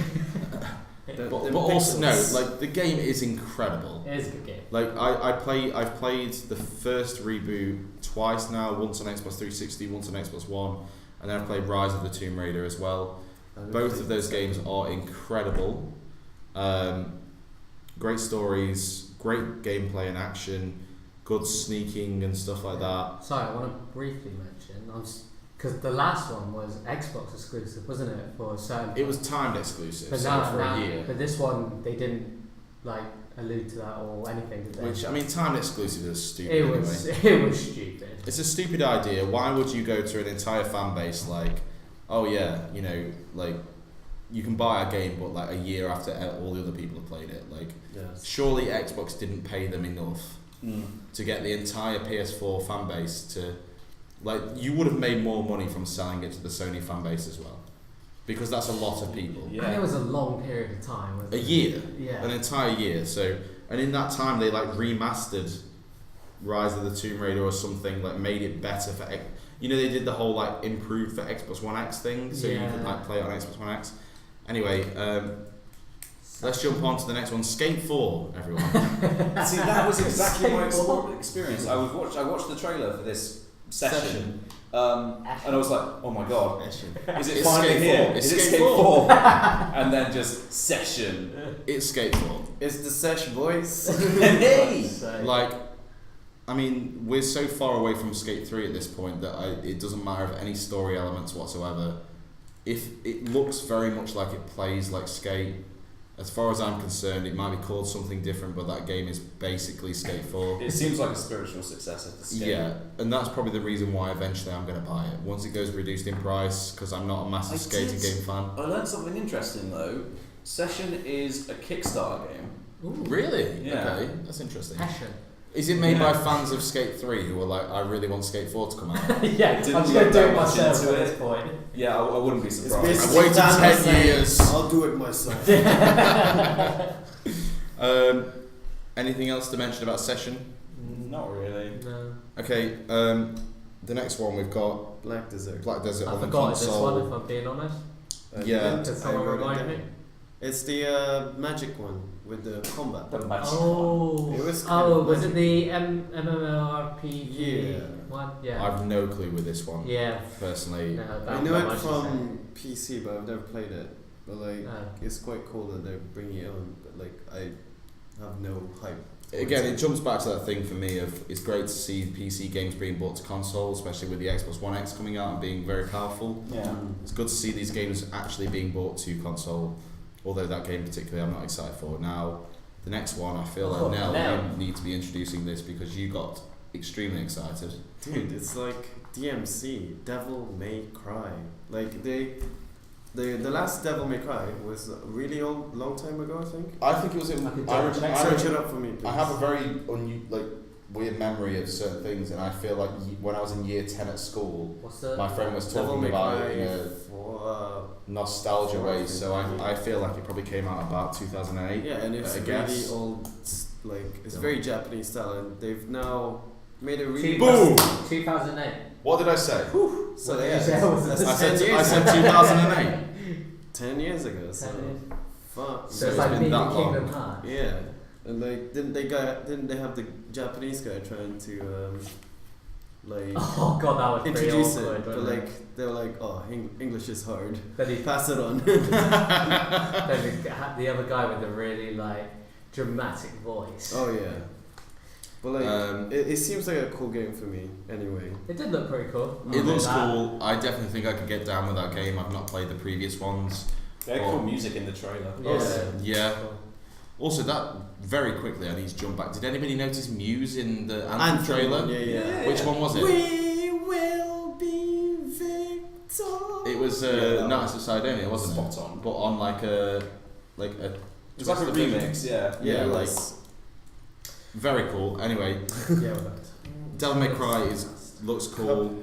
The next thing that was revealed was some DLC for Cuphead. I've not played it. Has anybody played Cuphead? Yeah, it's really tough. Yeah, I It's heard such a it. hard Is it game. good? Did you enjoy it though? Well, the thing, I'm not good enough to get that far into it. I couldn't beat the first boss. I'm really bad at it. Oh shit. But I I'm had really bad it. at side I scrolls had it. anyway. Really It's really good, hard. but you need the patience and stuff. Yeah, like The there's a only lot of thing- trial and error. I've seen a lot of videos of people breaking their controllers and stuff.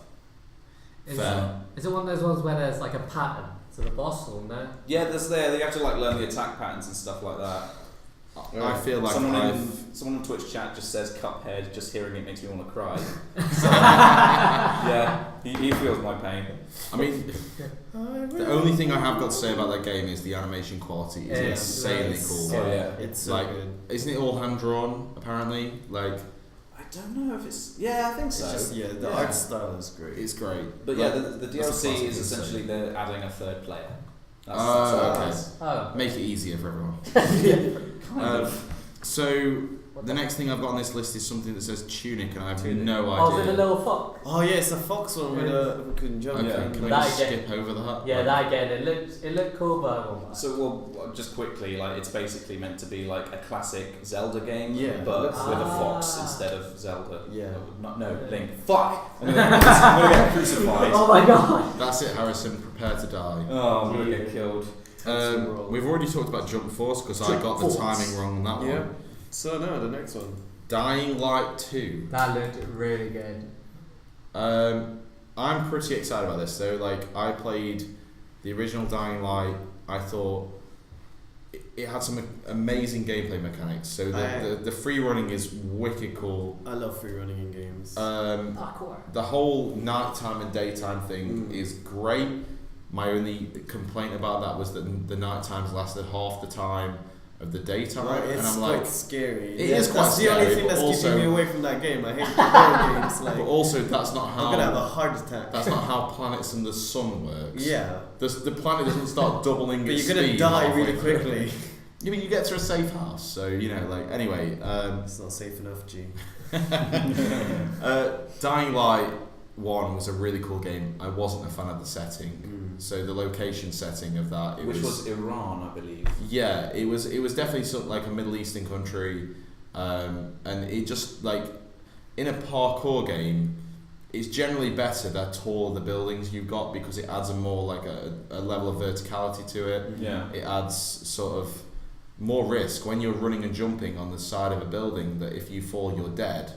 Yeah, that's like but more it's risk zombie to though, it. that's the thing. So it's probably the risk is more zombie. I think that's true. For this one, they've emphasized more on human and the decision, especially. That's true. So yes, the like, decisions look very interesting. Yeah, the choices are cool. Like they said over 100 or something.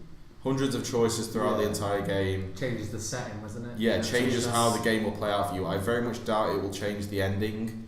I don't think they'll have like really scripted endings. I think that the ending will be the same regardless, but it will change how the game plays out for you. Yeah, exactly. Which is pretty cool. Yeah, that's cool enough. It reminds me of Dishonored. Yeah, it does actually. Which is a great game.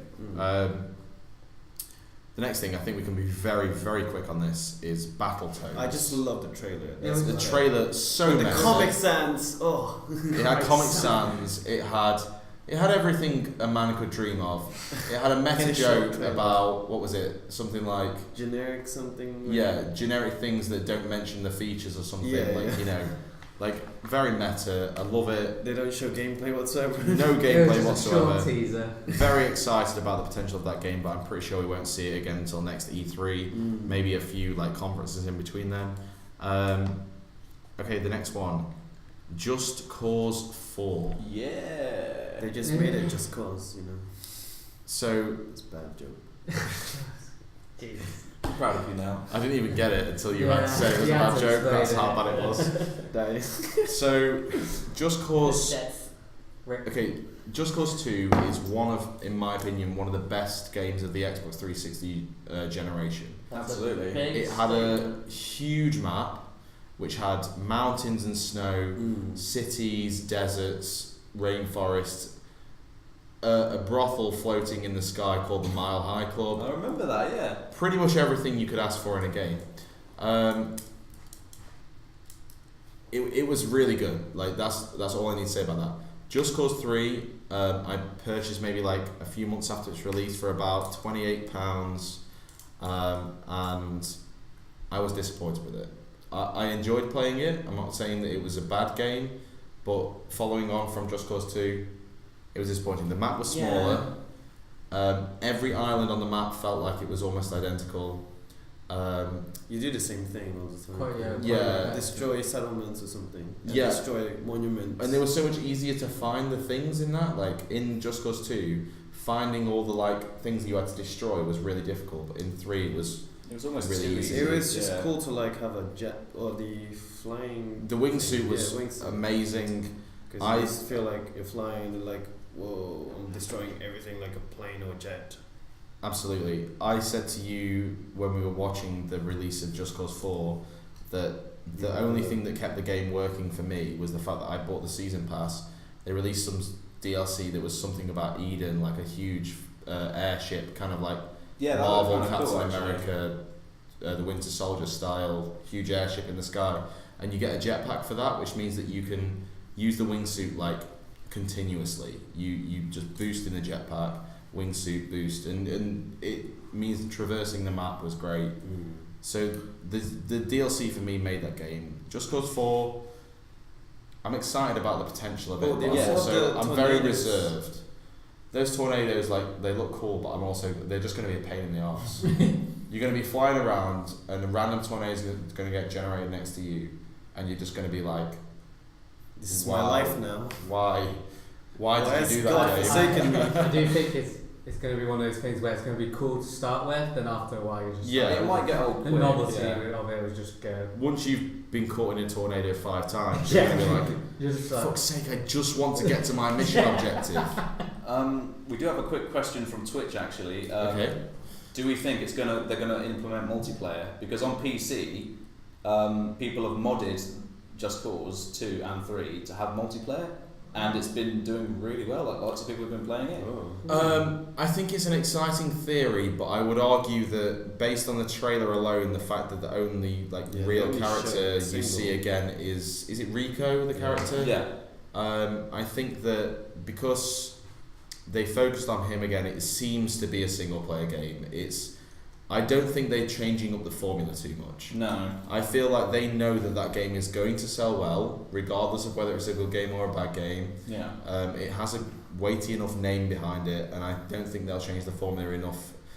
A decision like that, they might implement some kind of multiplayer. It's possible. And I'll tell you what, a battle royale mode in that might actually work. That might actually be kind of cool. With all the destruction, just flying around and that might actually work. Just in hooking that game. onto people and stuff. That'd be awesome. But I don't need to rush. think. It's 16 past now. What time's the It's half past, but I can rush back. Let's. We're only a few now. We're So very a couple close to more the then. end, so let's. This has been a long one Right, anyway. so the because, next one. So this entire next 3 is essentially all Gears of War. Any Xbox gamer should be fucking excited. I was way too excited, but then it was pop. I was like, what? Yeah. Gears pop. I don't know what that is. And then they have Tactic as well, which is nice because it was like XCOM game basically. Yeah. But then Gears 5. And then they released that. I was like, I don't think we actually need to talk about this for too long. The main reason being is that we're all pretty excited about it, but I don't think anybody here has played Gears 4 properly. No, I've played a bit of Horde mode and that's Same, I've played Horde mode. Has anyone on Twitch played all of it? Because we felt like we might be missing some certain story plots. Yeah. So, but it did look interesting, the story. But the thing is, I had no idea what was going on. No. So we may have to hop onto 4 before that one comes out. Then. Yeah, I'm very excited for Gears 5. I'm definitely going to purchase it at some point, but I think it will be a later down the line thing once I finish Gears 4. Yeah, pretty much. Gears 4 is dirt cheap these days. It's like £10. And it's on you've Game got a Pass, huge game, and it's on Game Pass. So the final 2 things that I want to very quickly talk about. The first one is something about Microsoft AI. They very, very touched on this. Big, because they hyped it yeah. So what's the idea behind this? Anybody got any insight on this at all? Or I did read something about they're building. So Microsoft basically they've taken a data center for this and they've put it in the sea on the coast of Scotland for some reason. Well, I mean, where else would you put a data center? I suppose. That's all I know about it. But I also suspect it's something to do with. I know when they announced Crackdown 3, they were like, "We're going to use cloud servers to render the destruction, and it'll make the game run faster." Okay. So it's basically just improving upon things. I guess so. Yeah. It's nothing to get extremely excited about at this point. But the next point is something to get extremely excited about. We're all super excited. I want. So, is anybody in agreement here that The Witcher 3 is one of the best games of all time without a doubt? It's my fucking favourite. Yes. I would say I put that up there with. If I put nostalgia aside, Witcher 3 is the best game of all time. Yep. Quality wise, it's incredible. CD Projekt Red are one of the best game studios of all time. Well. And when they give you the CD, it has the map and a CD of the tracks. So basically, you have audio, the game, and a poster of the map, and it's and then they say thank you for buying our game and supporting us, and they're the only game studio who do that these days. And then they made Gwent as well, which is mixed reception. I fucking loved Gwent. Really? Playing it in the single player. Is that the card? The card game. I loved it. I felt like it was a chore for me, but then, but because I only liked the story. Well, the beauty of it was now I'm getting into it. it was optional. That's what the beauty of it was. There was one quest that was like go to this Gwent tournament, and it was kind of like a heist kind of thing. I failed but that was cool. I really enjoyed Gwent in the thing. I didn't actually enjoy the multiplayer when that came out. You know, they did the actual Gwent card game. Yeah, didn't really enjoy like that. Hearthstone from what I've heard. Yeah, you see, the thing is, I play Hearthstone, so if you play Hearthstone and then you get Gwent, it's kind of like Hearthstone. It's not Hearthstone. You know? But anyway.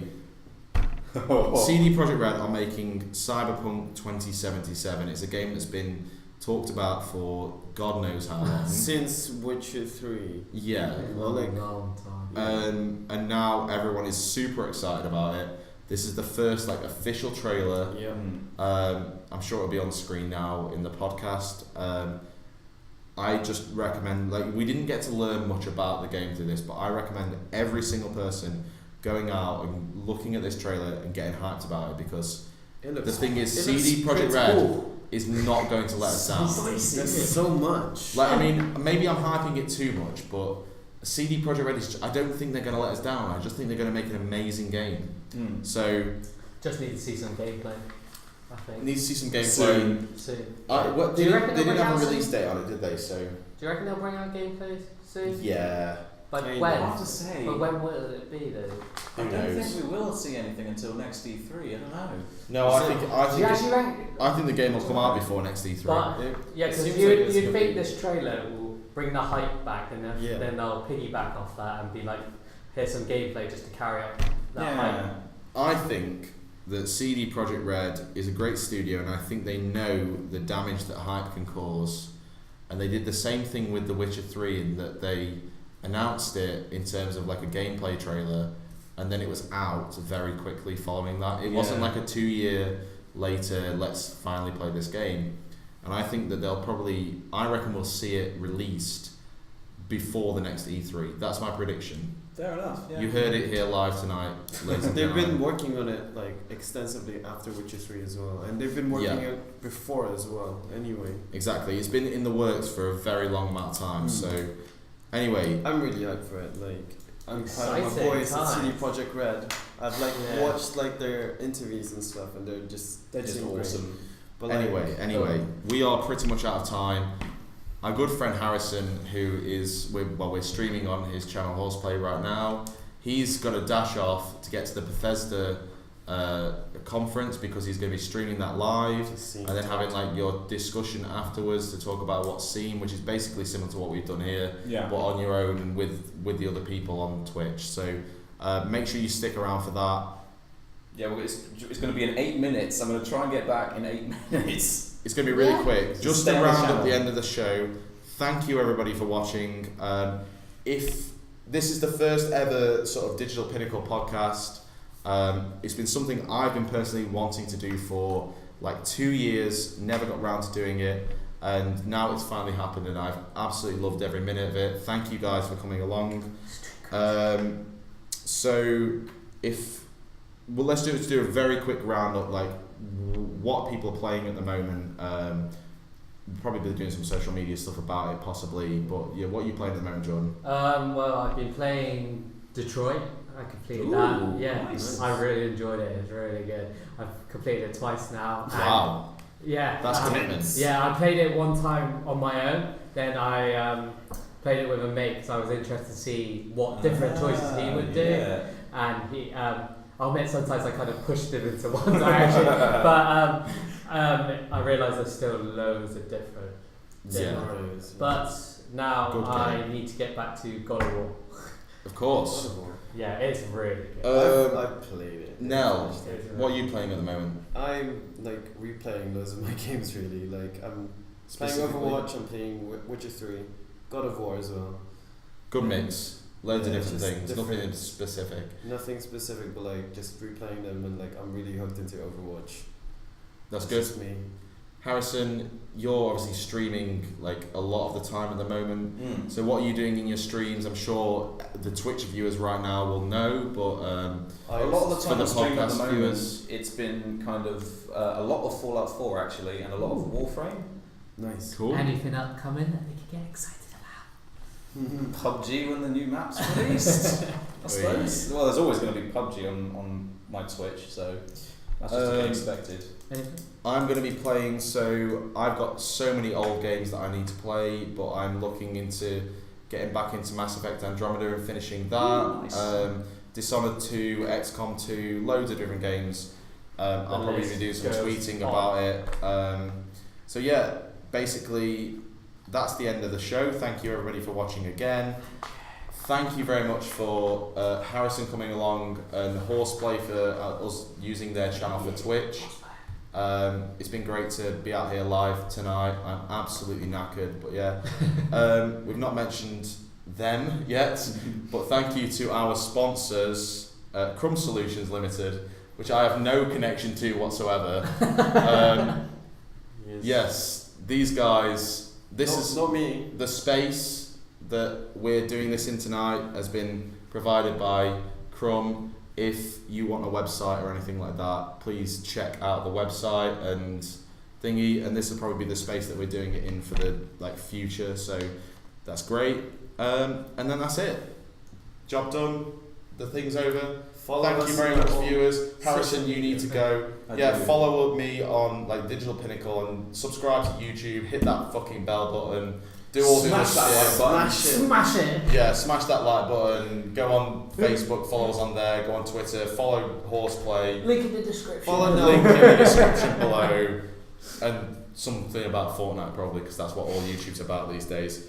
Anyway, thank you very much for watching. Intro. Oh yeah, that's been so good. Bye everyone. See you later.